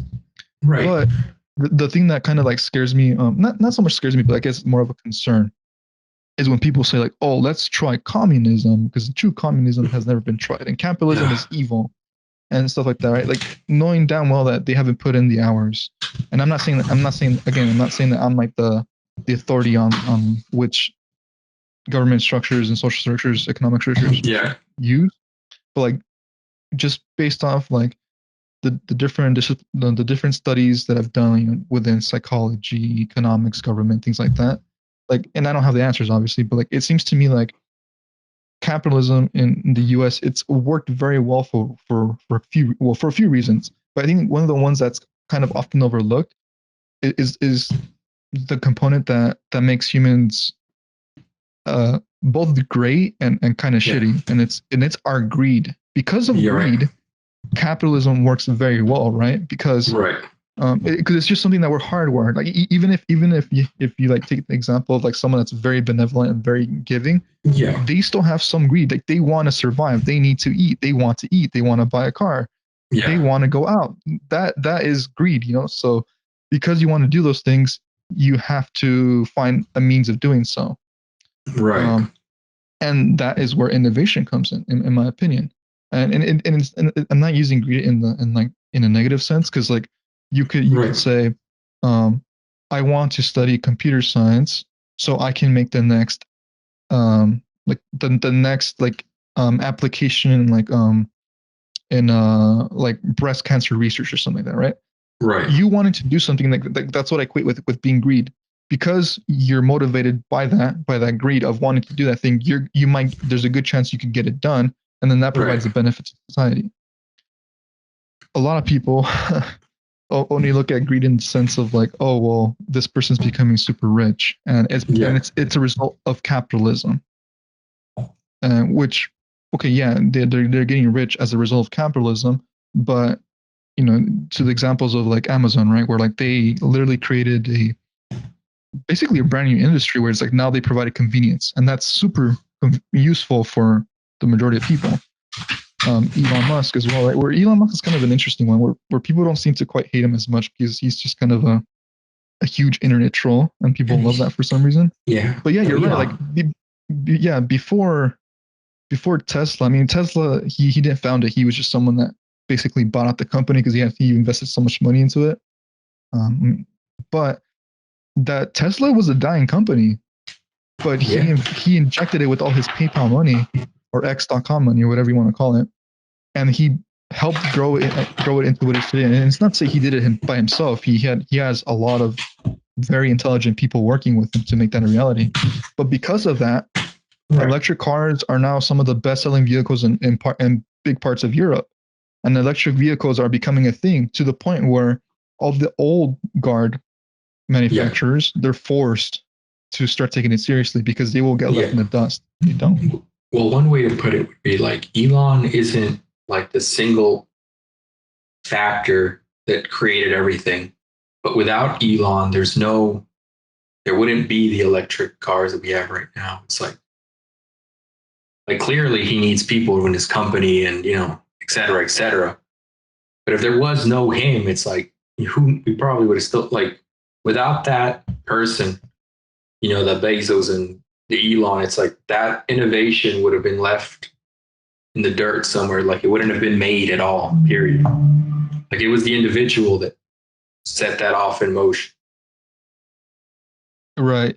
You know, that's kind of funny. It's a bit of a side point, but something that kind of grinds my gears a bit is like you go to social spaces and say like, oh, you're defending a billionaire, right? Like you're not even a billionaire yourself, and they don't care about you. But Yeah. like a lot of those same people, they'll like revere leaders in history, right? And Mm-hmm. I'm here thinking to myself like, you're demonizing someone that is like putting up this rich person on a pedestal because they've done some good for society, but you yourself are also revering some leader that's does some other thing for society, like the people that and then all rich people have done well, obviously, but like the ones that like Bezos, I don't really care for the guy, but it's obvious Right. he's done some good for society. Right. Like Even if, like, you, even if it's what? met, like, even if you would, you could say there could be improvement in his working conditions. There's a lot of products from China, et cetera, et cetera, et cetera. Like it's net positive to have Bezos around as opposed to not having.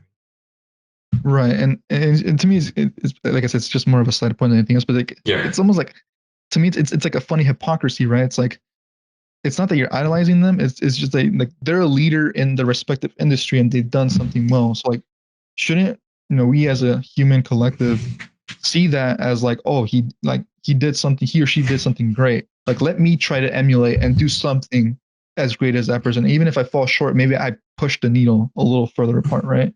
Right. And sure, that's not to say like like you said, maybe there needs to be a bit more relations in their working conditions. And like, it's not to take away from that. Like, yes, Well, I think to they elucidate it, it's like it's always easy to point out like it's always easy to criticize in the negative. Like because it's like natural.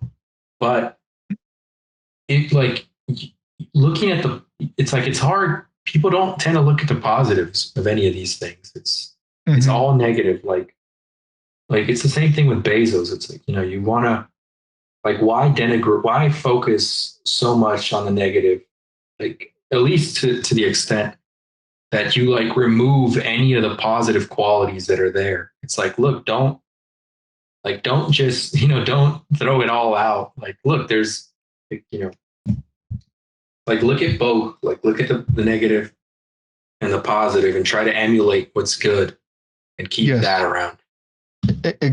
that's a very important point. Like again, I hate the hypocrisy. To me, it seems like hypocrisy, right? When people Right. point out those things, but that's just people. But yes, what you said is like when I see someone that's very successful, my first thought isn't I hate that person because they're more successful, or I'm jealous, or they should be Right. taxed more. It's none of those. My point is like, is there something I can learn from that person to help me get to the next level and whatever it is I want to do, right? That's Right. my first thought by default. And I feel like that's not the way a lot of, I mean, I don't want to say a lot because that sounds very generalized, but like Yeah. as a society, it doesn't seem like people think that way. When I think there would be more benefit to thinking that certain way. Right. I'm not saying everyone has to think the same way, but like it probably would help someone that's in the pessimistic, mindset to just observe what more successful people are doing and then try to take away from that and emulate perhaps. But Well, I have some reasoning as to why it is that they might not be emulating it. And this is slightly going back to Peter Thiel, but also a different point that my boy Peterson makes. Peter Thiel wrote, it was funny, it was one of the rules I told you that Peter Thiel had. It's like a bad plan is better than no plan. yeah. And one of the things that Peterson always talks about, it's like, he says, like, you should have a goal. You should set any kind of goal, really. Something, you should set a goal, a realistic one, and something you can achieve. Make it as easy and low bar as you can, because it's like, what have you done? Set a goal, set any goal, Mm-hmm. and take it seriously. Because if you set a goal, or if you want to use Thiel's word of a plan, like you begin to orient yourself towards the goal. And it sort of goes back to, it also goes back to the video where she talks about the workers. There's no upward mobility. And I'm thinking, like, like let's say you took the goal that, I want to stop being lower class, and I want to be middle class income, over six figures, et cetera, et cetera. And you take it Right. seriously. It's like, well, you have to start somewhere. You start thinking, okay, what else, okay, I can make a job, but that's probably not enough. So is there any other way to accumulate wealth, or make more money, or what are the, well, first you would identify the goal, and you do it clearly. You go, six figures. Well, do I want to just do six figures? Maybe I should go like 100K. Depending on where you live, maybe you want to do a little more. And then you sort of start building around that. You go, well, maybe I want to, like, do I want to work 80 hours? Like, I could do two jobs or three jobs, or just, I spend every single hour of my day doing some kind of work. Mm-hmm. Maybe that's not what you want to do. So you adjust and you modify. Once you have the goal, your actions start modifying themselves. You get me? Like Yes. you Mm-hmm. can quickly see, just with this small example. It's like, okay, all these different actions you can take. And I think most people tend to not set goals or plans. So you sort of just drift along, accepting whatever plan is being sold to you, even if you're not Mm-hmm. aware of it or cognizant of it. Like everyone always, like, you always see this with like the high schoolers as they're about to graduate. Cause if you're a high schooler, it's hard to think ahead into the future. It's like you can barely think 1 week into the future, let alone years. Right. And if you ever ask them, like, well, what are you going to do afterwards? a good chunk are probably going to say, "Oh, I'm going to do some kind of education," or they have like no plan. It's like they only say education because that's like it's what's been The told to them. default. It's yeah, Yeah. it's the default. It's like okay, everyone says I should learn something, so I'll learn something, even though there's like tons of other viable options. And so they're being sold someone else's like goal and plan and dream. It's like, and I think most people just don't have one. Like, because if you took like, the money seriously, we came up with that compound interest idea, Yep. like Yep. relatively, The yeah, fact that if you, yeah, basically you could work for 10 or 15 years in a warehouse earning minimum wage in California, and you could retire yeah, in 10, 15 years if you saved and invested 80% of the income. right. That's There's a, doable. right. Because there was a plan there. I want to retire early. Like it's a plan. And I think not just on an individual level, but like one, I think our country doesn't really have a plan. Two, I don't think the individuals in our countries have plans, and I think it's deranging us a little. Yeah. To add to that, it's funny. I keep like this is like the fifth time I referenced it, going back to once again politics being pro wrestling, but Yeah, more so expanding where it's like life is now like pro wrestling, right? Where it's like we're not really having the conversations, and we just chosen to demonize one thing.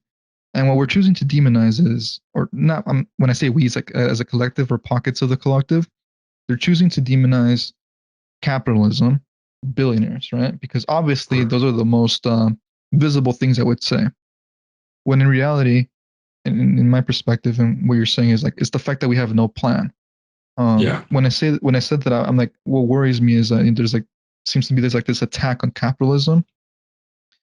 I worry about losing the greed component, the good part of the greed component that right, drives innovation, that drives people to want to learn and study and create new things, and push the needle further in terms of all the different industries, healthcare, research, things like that.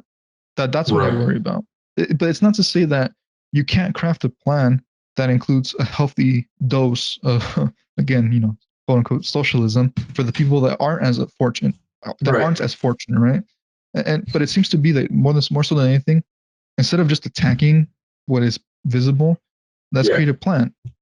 Going back to that video I sent you of the of uh of the girl that was talking about anti-work, yeah, kind of like what I took from that is that yes, it seems to be that people like Americans, like they don't really want to work, or rather like due to the pandemic they're kind of like reevaluating their life, probably for the yeah, first time in a good while, right?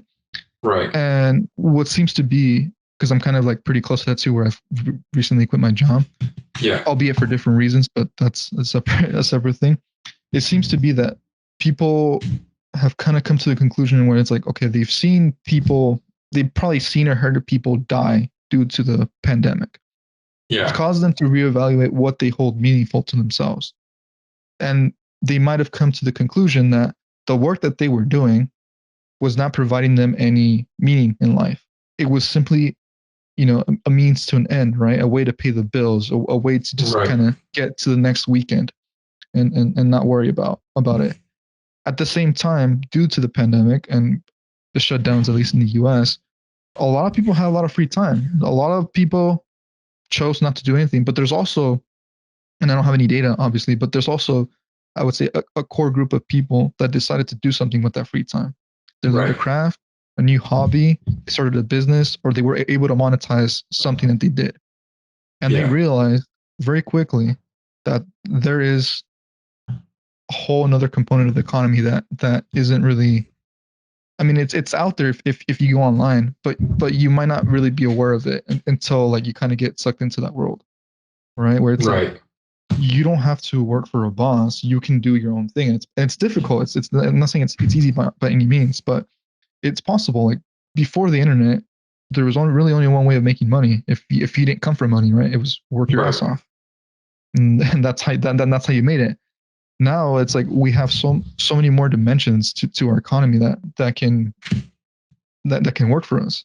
Right. And that's kind Well, of what I took from the whole anti-work thing, where it's like it's not so much not working that the American doesn't want to do. It's they don't want to work meaningless jobs. They want to find something that works for them because they're seeing all these people online Right. find things that work for them. It's basically like the new way of working. It's kind of how I see it.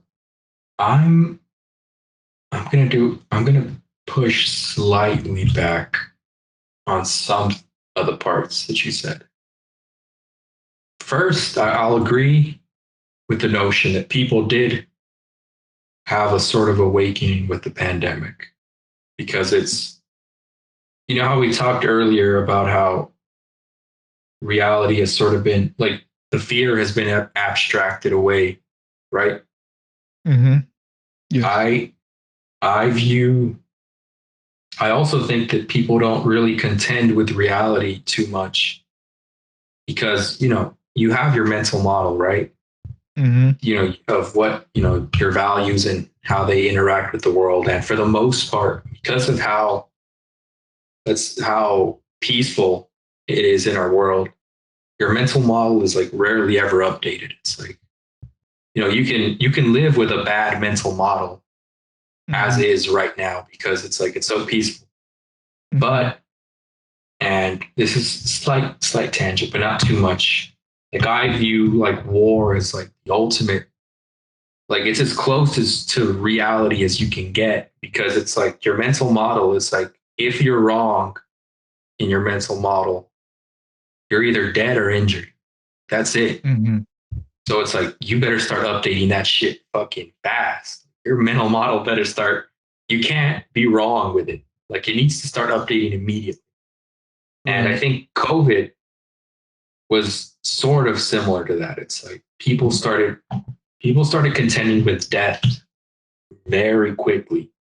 Mm-hmm. And it's like, and I do agree that there was some cognizance amongst people about some of the like about what was going on in our reality. Mm-hmm.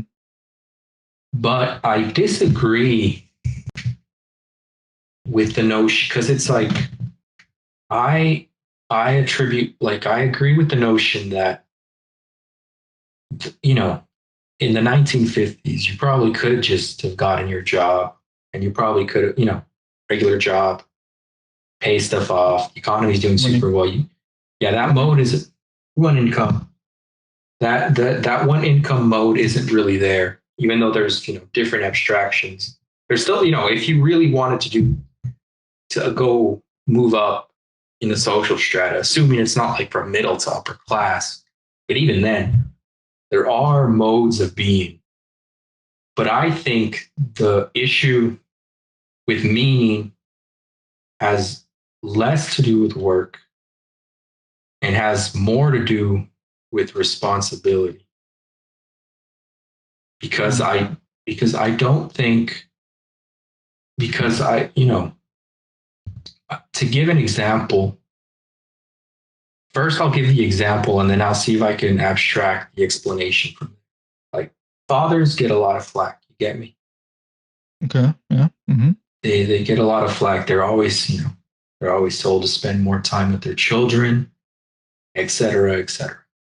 And some of it is valid, though I think they get more flack than they should. And a lot of Mm-hmm.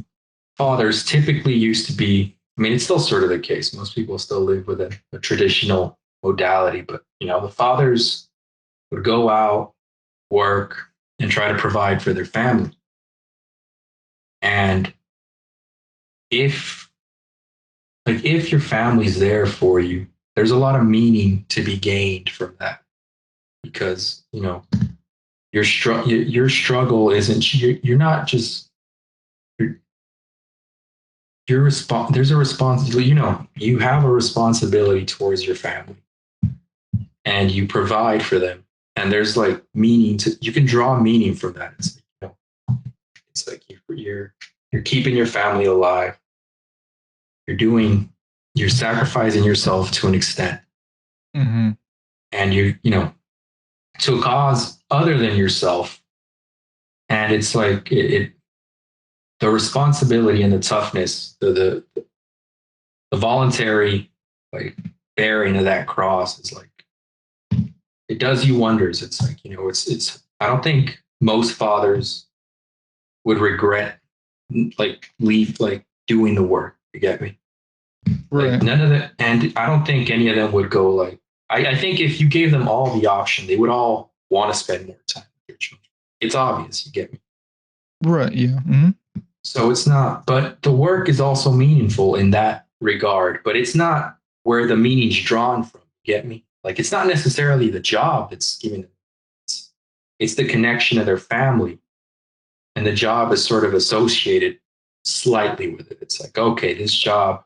Right. I see what you're saying, and it's funny. I completely agree with you, um, because what I probably should have included, and here again is kind of where I think it's so multifaceted. Right. There's so many different angles and components to it. Right. Uh, um, what I should have added is millennials kind of bucked that trend that you just explained, right? Of Right. like the familial unit, the father providing, and even and like I said, I do agree that it wasn't the work itself that was meaningful, even though you could argue some people do find meaning in work, right? But it was more Right. so that it provided a means for his family, and that was what provided value to that person. The problem, though, in my opinion, is here comes the next generation. I mean, we're now up to Gen Z or Alpha. I don't even know what the heck we're Right. at, but let's stick with millennials because it's kind of where you kind of see the downfall kind of happen. Millennials being anywhere from like 1980 something to like 1995, 1994, whatever have you. Yeah. Millennials really got really got like the short end of it, right? Because multiple quote unquote one in a lifetime crashes they've experienced. A lot of them graduating, um, at the start of a recession, and out of a pandemic and all that stuff. Right. As a result of that, millennials are having less kids. They can't Yeah. afford a house for all the reasons we talked about earlier today. Right. And I think it's like the stats at this point is like over like what was like 53 or 63% of them still live at home with their parents. Yeah. So because of those things, it's like, well, if they have less kids, they don't have families of their own. So Right. now what is their meaning for living, right? Like at Right. that point, like I would say that the average millennial, and again, they're much more educated than the predecessors, but a lot of them they can't find work because again, and I do kind of disagree with the with Peter Thiel's artificial quote unquote artificial growth, but Yeah. I do see the whole point in that. It's like there just aren't enough jobs for what millennials have studied for, essentially. Right. So they're kind of a lot of them they would be stuck in dead end jobs, right? So they can't find meaning in that work. I would say generally speaking, although a lot of people could find meaning in whatever they do, Yeah. but they can't find meaning in their work. They don't have a family to kind of contextualize and provide meaning for that work. Right. They can't buy a house because housing is too expensive, and they live at home with their parents. Yeah. And at the same time, I do feel like, and this is more just like a personal thing, but at the same time, I feel like there's that generational disconnect, right? Where it's like the parents might say something like, well, I was able to do this. Why can't Right. you with your Right. college education, right? Failing to realize that circumstances are much different than before. Right. Often the thing that millennials will say to boomers is like, well, yeah, but housing costed $5 back in your day or something, right? Yeah. Not realizing that things are so much more different. So Right. adding that other component to it, I would pretty much agree with you. Just making it aware that millennials, due to the position millennials are Yeah. in, it's like I feel like a lot of them might be turning to new ways of working to find that meaning Yeah. because obviously they can't get it from their families because a lot of them wouldn't have families, and they're Right. kind of getting attacked from all different angles, starting with their Right. parents or predecessors. Well, how do I want to elucidate this? I mean, I do agree with a lot of the issues that millennials are facing to an extent. I think some of them, I think some of them are self-inflicted. Like the degree, like you could say, the housing thing is something they can't really control. Fair enough. The fact that they're is some issue. Well, like the jobs thing. While it is true that there is some difficulty in it, it's like there's something to be said about you can point out all the issues as often as you want. Mm-hmm. Like if if you're losing your house, you can complain about the economy. You can complain about every other issue that's probably valid. But at some point it's like, well, all right, you've complained all you want. You got to move though. You're losing your house. You got to do. You got to. There needs to be some action. And Right. I don't know if the millennials are necessarily oriented towards the right action because it's and they've been built. Well, I shouldn't say they because I think technically I'm within the range of Yeah, we ourselves we're in a weird spot where we would be right, considered like the youngest millennials or like the oldest Gen Z, which is right. pick your poison, I guess. Right. Well, it's like I feel, well, I'm so disconnected to both of them in terms of like how I feel that it's like, it's hard to, you know, contextualize myself within Hmm. what I mean to say, they're not properly oriented. Well, Yeah. it's, Go ahead. no, go on. If you're going to say something, I'll still composing my thoughts. Yeah. So what you just said that we're not well equipped, basically. And I'm gonna say we, including myself and Right. possibly you in this. I agree with you, and I think to the point that like yeah, you can blame pretty much everything you want, and you probably would. There probably would be some validity of truth in that, but at the end of the day, you kind of have to do something for yourself, and Right. it's that action that we're not well equipped to handle. Right. I know this may be a cop out, but I would point the finger, and this is me speaking. Actually point the finger at the system that we have, and I would blame our predecessors because of that. So, and what I mean by this is it's not so much that I'm like choosing to cop out and just blame it on something, Yeah. but it's the fact that millennials we were kind of born, between eras, right? Like we saw the uprise of the internet economy. Yeah.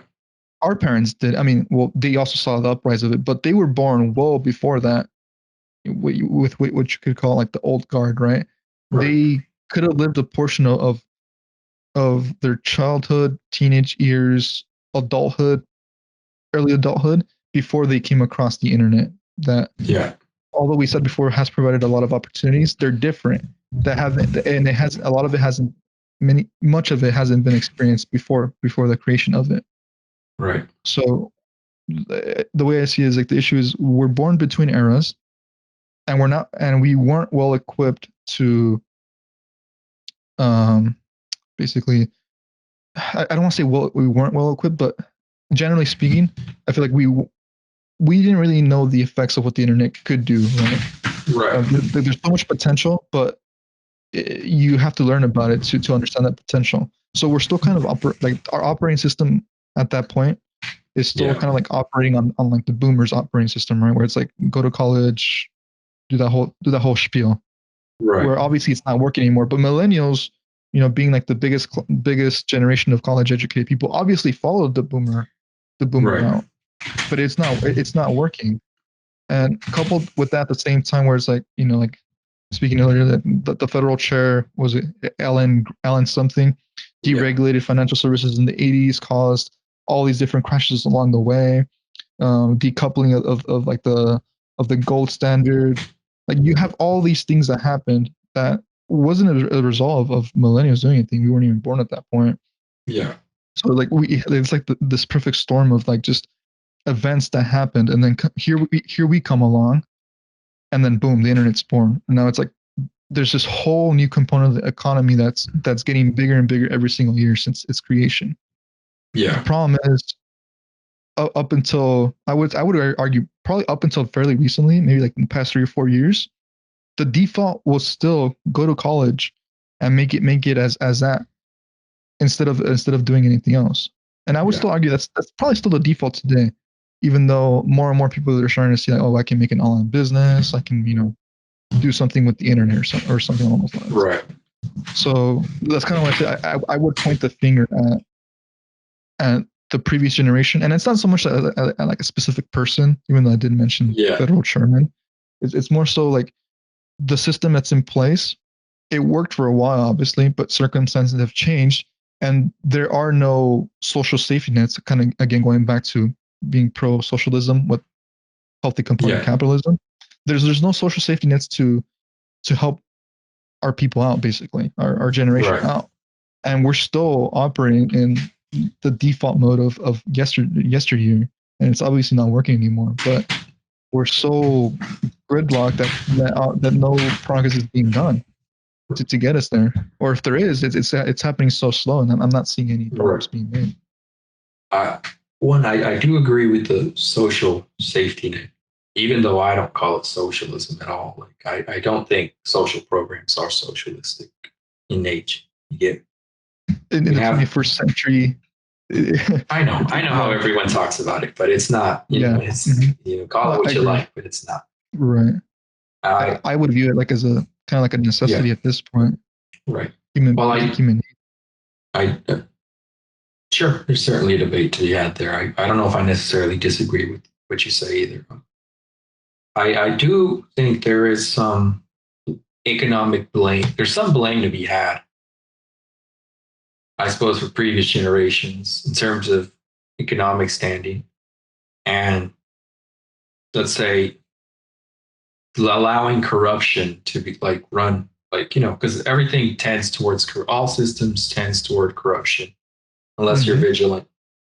And I do Right. think they allowed a lot of systems to become corrupt, and I think we still sort of are to some extent.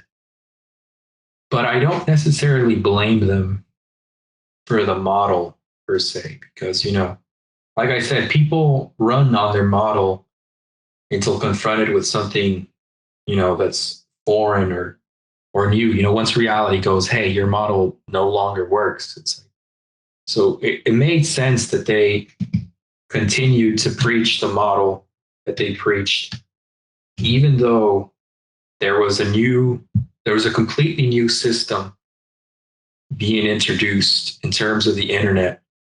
Mm-hmm. And I don't even necessarily like, while I do think, a lot of things about college are sort of pyramid scheming and evil, it's not, I want to put some responsibility on the millennials to an extent, because one, you have to, at some point your decisions are your own. You get me? Yeah, no, I completely agree. You still have to. You're still the driver of your own life. You Right. yourself have to make something of it. I'm not And, taking away from that. right. And while, I can't blame them for not being able to conceptualize what it is that the internet would do. I do think a lot of things are well within the purview, like, the purview of what it is. Again, sort of back to the whole orienting yourself towards a goal. Like, there was like if like what was they had no goal, like the millennials. There was no like most, it's probably the case for most generations. There was no aspiration aside, like, besides what was given to you, or some inklings that some people have. Like, most people don't, like, even if you aspire towards a family, not to, and it's, I think it's a positive thing. Like, there's Mm-hmm. something to be aspired there, and you can work towards that goal, having a family and raising. That's something. If you want to, Mm-hmm. if you had a hobby that you're super invested in, that you have an interest in, there's also something to be had there. Like, there's a modality of being there. Like, you hear the stories of, the business guy who quits his job and starts a surf company, Mm-hmm. by the beach. Yep. He's no longer super rich, but his life is so full of meaning now, because it's like, oh, this Mm-hmm. is what I wanted to do. And Right. that's, I think, if you had that goal set in mind, well, what is it that I want to, instead of making it about something like wealth, what if you make it a more like a more abstract goal? You know, like what if the goal had been, how can I how can I maximize the amount of meaning in my life? Or how can I live a life where, I regret nothing? Or how do I live a life that, if asked, would you relive your own existence beginning to end with no changes, that you would go, yeah, like, there was no goal that the millennial was working towards. And I might be reducing it too much to one thing. I don't think that's like a millennial problem itself. I think that's just a Right. kind of like human problem across generations. Right. Um, But I think it compound. yeah, definitely. Go ahead. Well, I was going to say, you can see how it compounds with all the real problems of reality. It's like, you could say they all had this issue, but when the economy was running well and, you could do the single job, it's like, well, who cares if you don't necessarily have a goal? You'll probably still get some meaning because, you know, it used to be more, there's a critique of like the old way of being, because everyone always Mm-hmm. likes to critique everything without really thinking about its utility.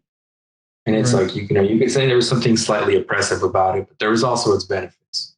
So it's like, we all were sort of, we all sort of pressured each other into monogamy back then. So it's like, and everyone, we wanted everyone to have a job. So it's like the system was working.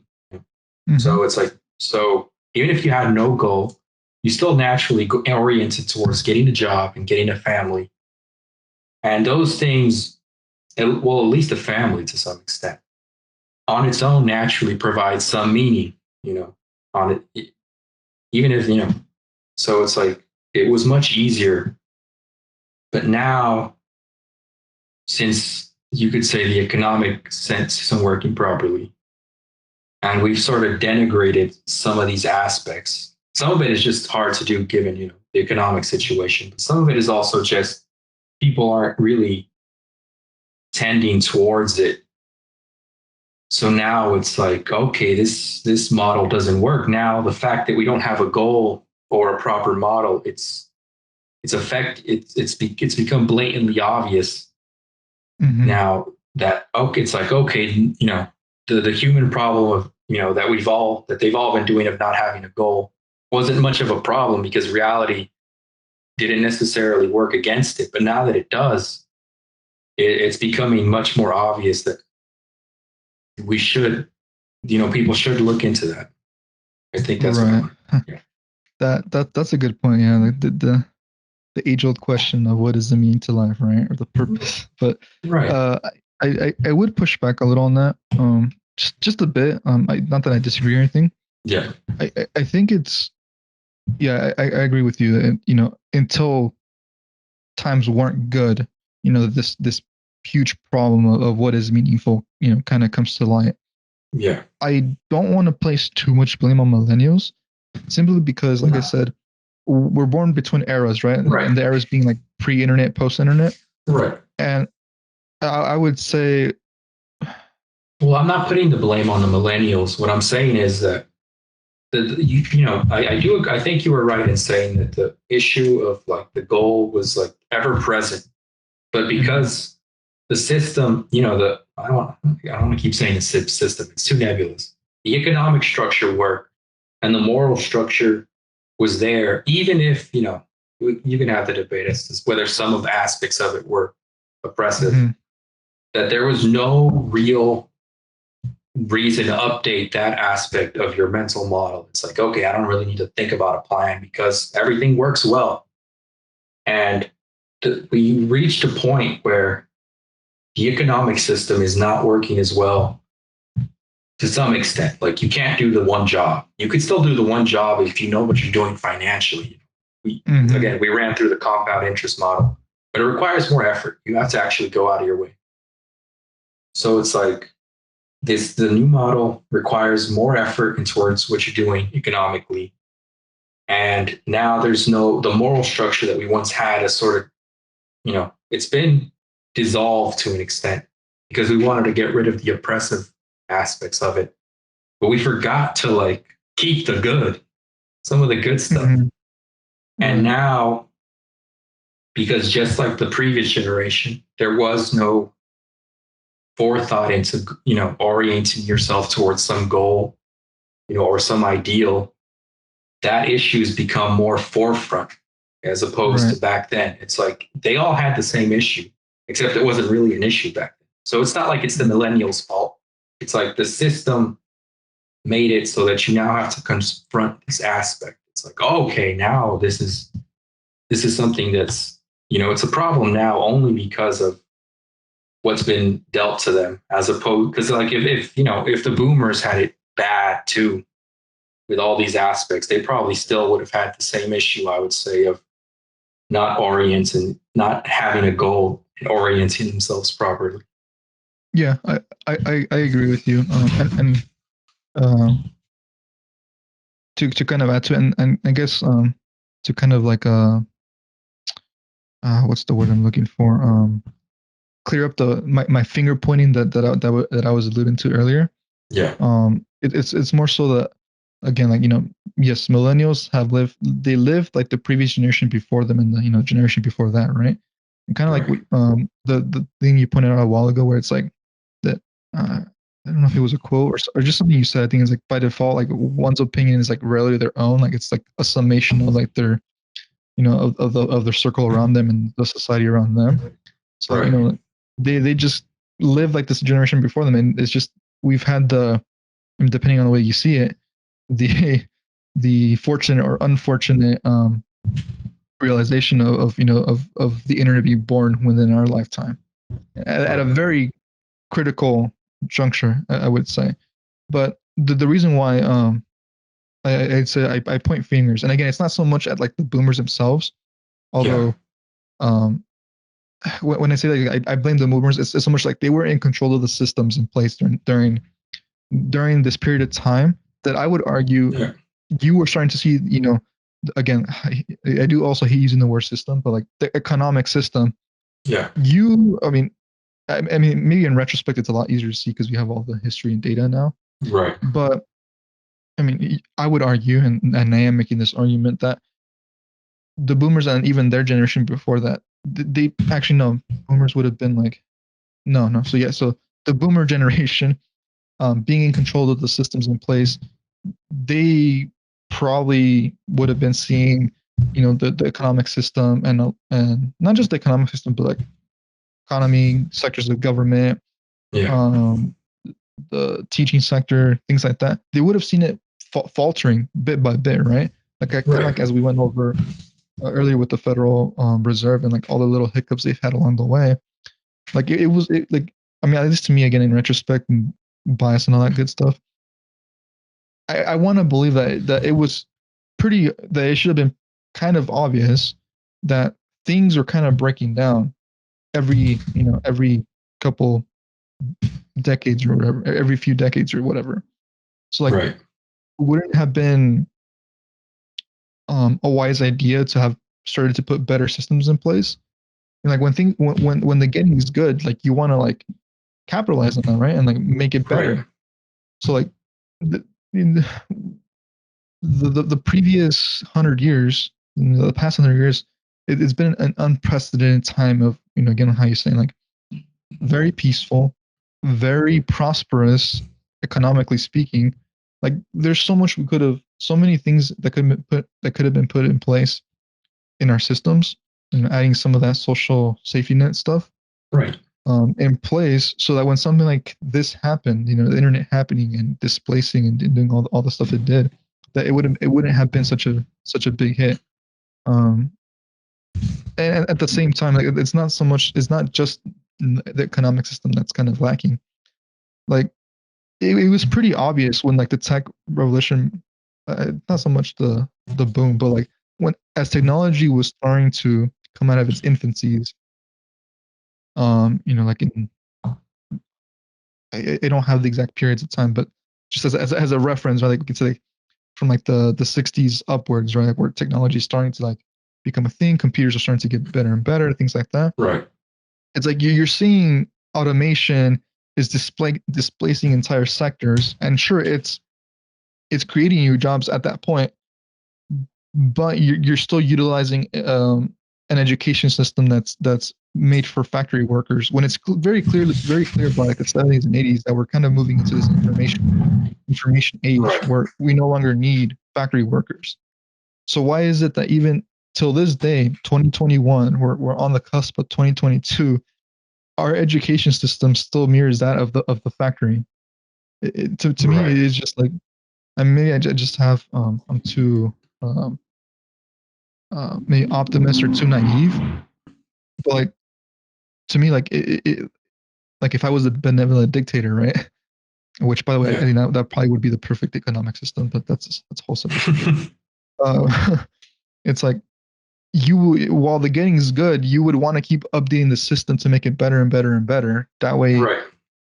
hopefully, you would never have any issues. But if you did, like it can survive it. You know, I mean, Right. it's the whole. I mean, maybe it's just the whole component of like software engineering. Like you always want to be doing iterative design, always Yeah. improving upon what you have, making it better and better. But Right. I don't know. I'd like to believe that this was all foreseeable, you know. And I know it's like difficult to. I mean, it's probably not. I probably shouldn't say that because like in the 60s you wouldn't have known that the internet would have been a thing. But like Right. if you have the Federal Reserve that failed miserably in the 30s, and then stagflation happened in the 70s and 80s, and you have issues in the 90s and the 2000s, Yeah. like something's obviously not working out, right? Like, shouldn't Right. you want to do something about it? I'm not sure. I know my thoughts are kind of all over the place No, no, it's fine. It's with it, fine. but like for those reasons, that's Yeah. why I don't want to like say like, oh, like millennials, you guys done fucked Yeah. up. Which sure, yes, you did. You A lot of people picked terrible majors and went to school Yeah. for terrible reasons. Right. But it's like at the same time, you're a victim of the system that told you to go to a 4-year college Yeah. instead of going to a trade school or just going straight to work. You Yeah. basically Joining the army. Right. A um, million of other things you could do. yeah, basically understanding who yourself are, what you're good at, what you want to do, and going towards that, not just having like Right. one default. Which that brings me to today, right? Where it's like I want to believe really really hard that despite the fact that we're still operating under a very antiquated school system, that more and Yeah. more people are starting to wake up to the benefits of the internet, to the opportunities that exist there. And I Probably. think Yeah. I think a lot of people are. Well. Maybe the education system won't catch up for a good while longer, but I see pockets of our Yeah. society like starting to take advantage of what the internet can do and offer. Yeah. Well, 2 points to sort of bolster and maybe explain to some extent why it is that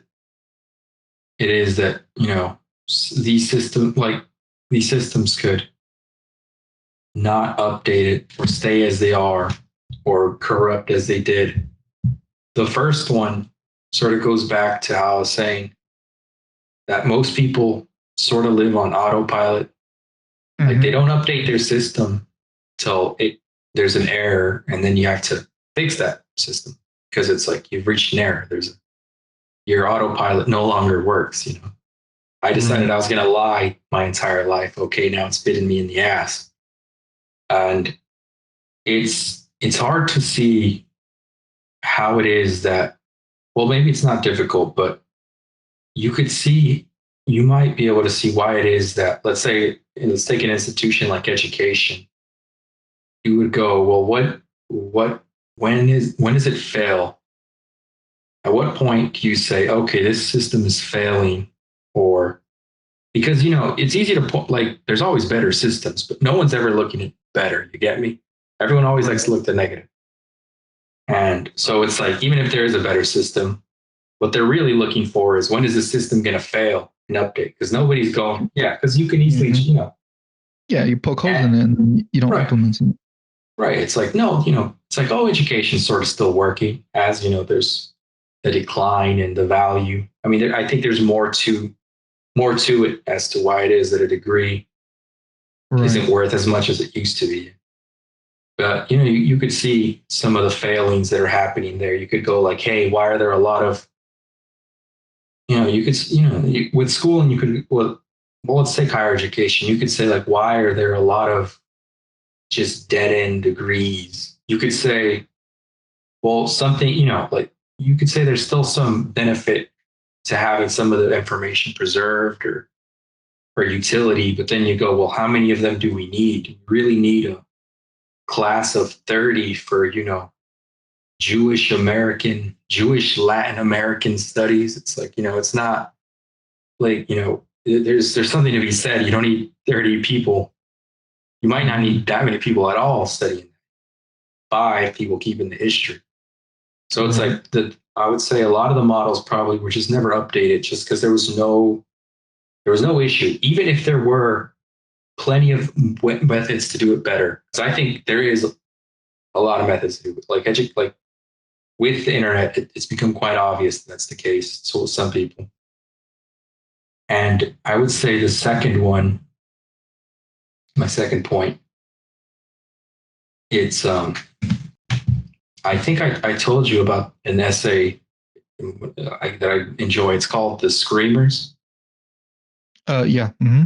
Yeah, where this guy, he elucidates how his dream that he has, where it's like, he's at the side of the road and he's being murdered, and the people are just driving by and nobody's looking, and he screams, but nobody turns to help him.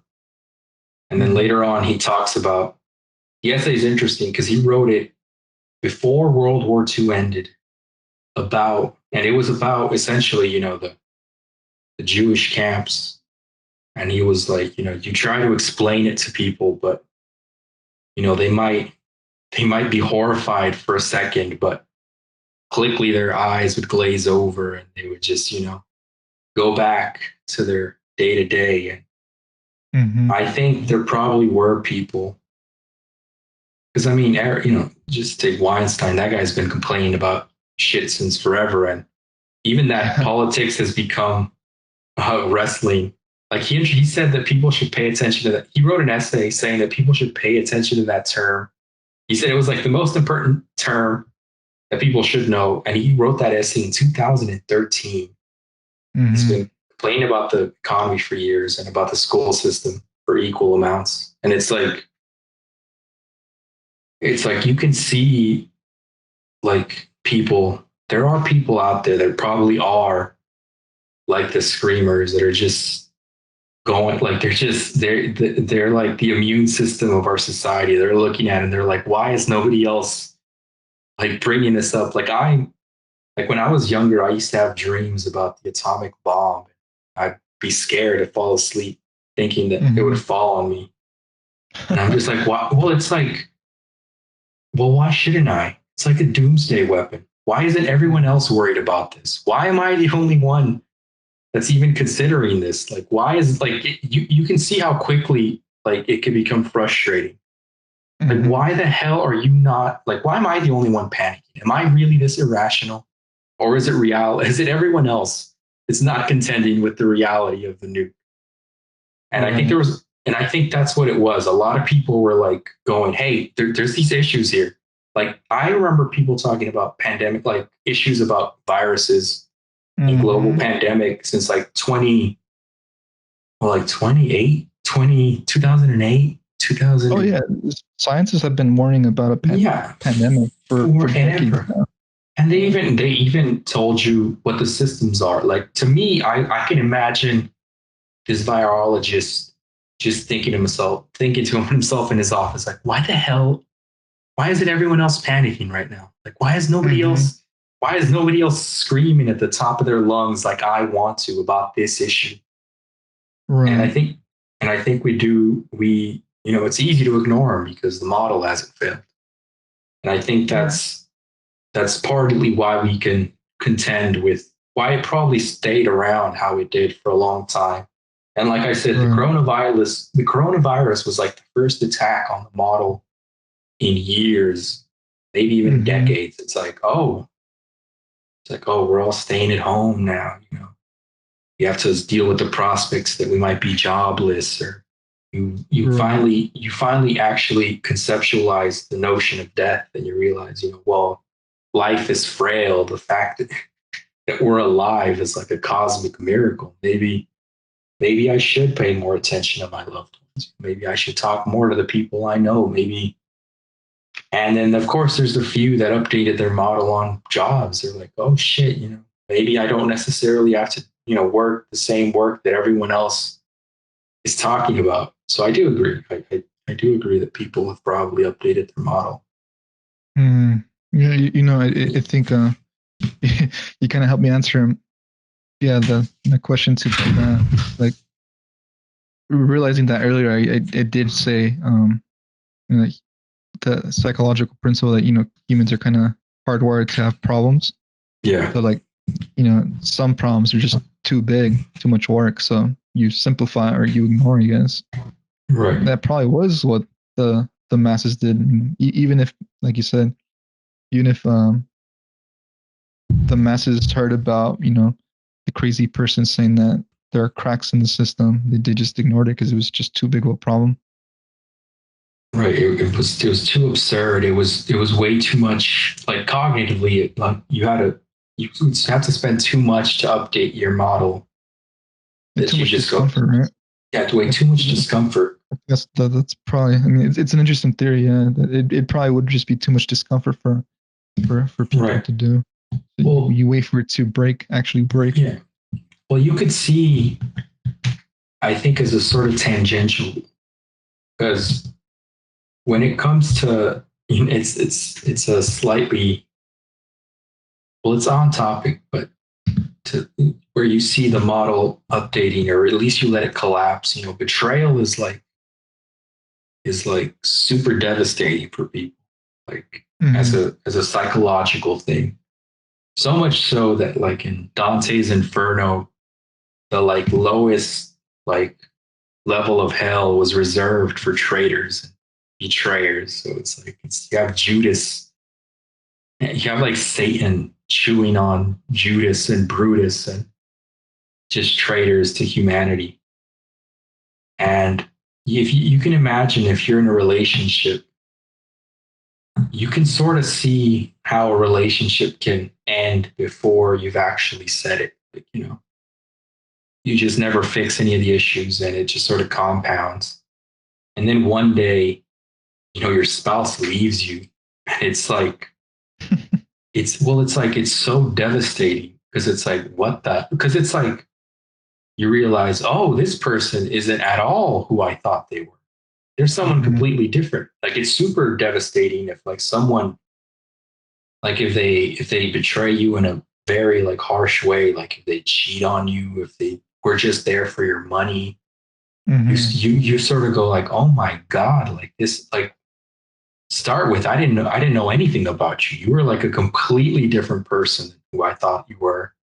And then it also, you sort of look at and then there's like a second like point there where it's like, well, who the hell was I? Like, was I some kind of an idiot who couldn't see this? Like, how?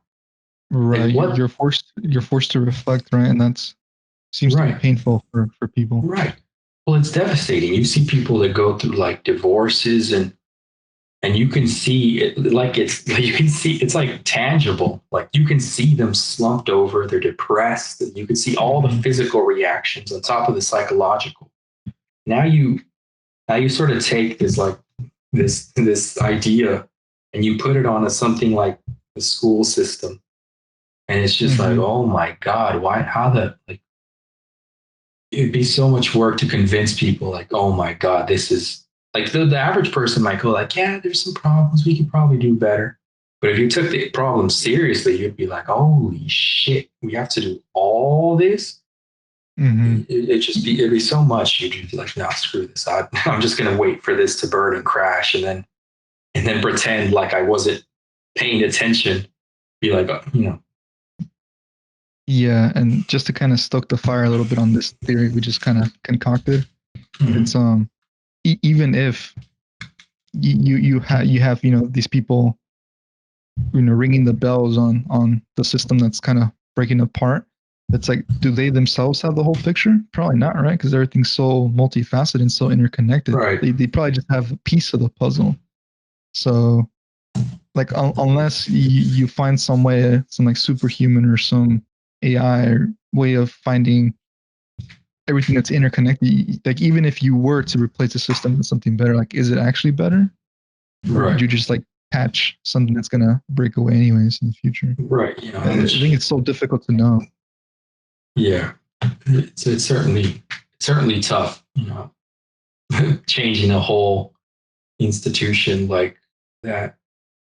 That's why I think the math strategy of simplifying it and starting with a simpler issue is a Mm-hmm. lot better because it's like you can start with the individual. If once the individual is sorted out, you can expand from there, from the individual to the family, Yep. family to the outside, friends, community, Mm-hmm. city, etc., etc. Yep. But I completely agree with you. And yeah, just to kind of wrap up, because we're running into 2 hours and some change. yeah, Yeah, I think that's kind of why I hate people, because at least in the U.S. we get so fired up every 4 years and we're at each other's throats. But then again, like how I said earlier, nobody knows who their mayor is or the local council person. right. Well, you don't even have to go Sometimes that even governor. right. Well, you don't even have to go that far. You could go like, well, what are you doing as an individual? How are That's you it. Yeah. making? How are you making anything any better? Like, Mm-hmm. or have you made your own life any better? Have you tried to alleviate some of the suffering of your friends and family or yourself? Right. Yep. The It's greatest change happens at the local level, and local right, starting with yourself. right. It's as local as you can get. It's like you start with yourself and then you move forward from there. Yep. Yeah. Like, mathematics, like software engineering, computer science, like you learn. You don't always want to start at the top level. Actually, I would argue most of the time you always want to break things down into the simplest component and build from there.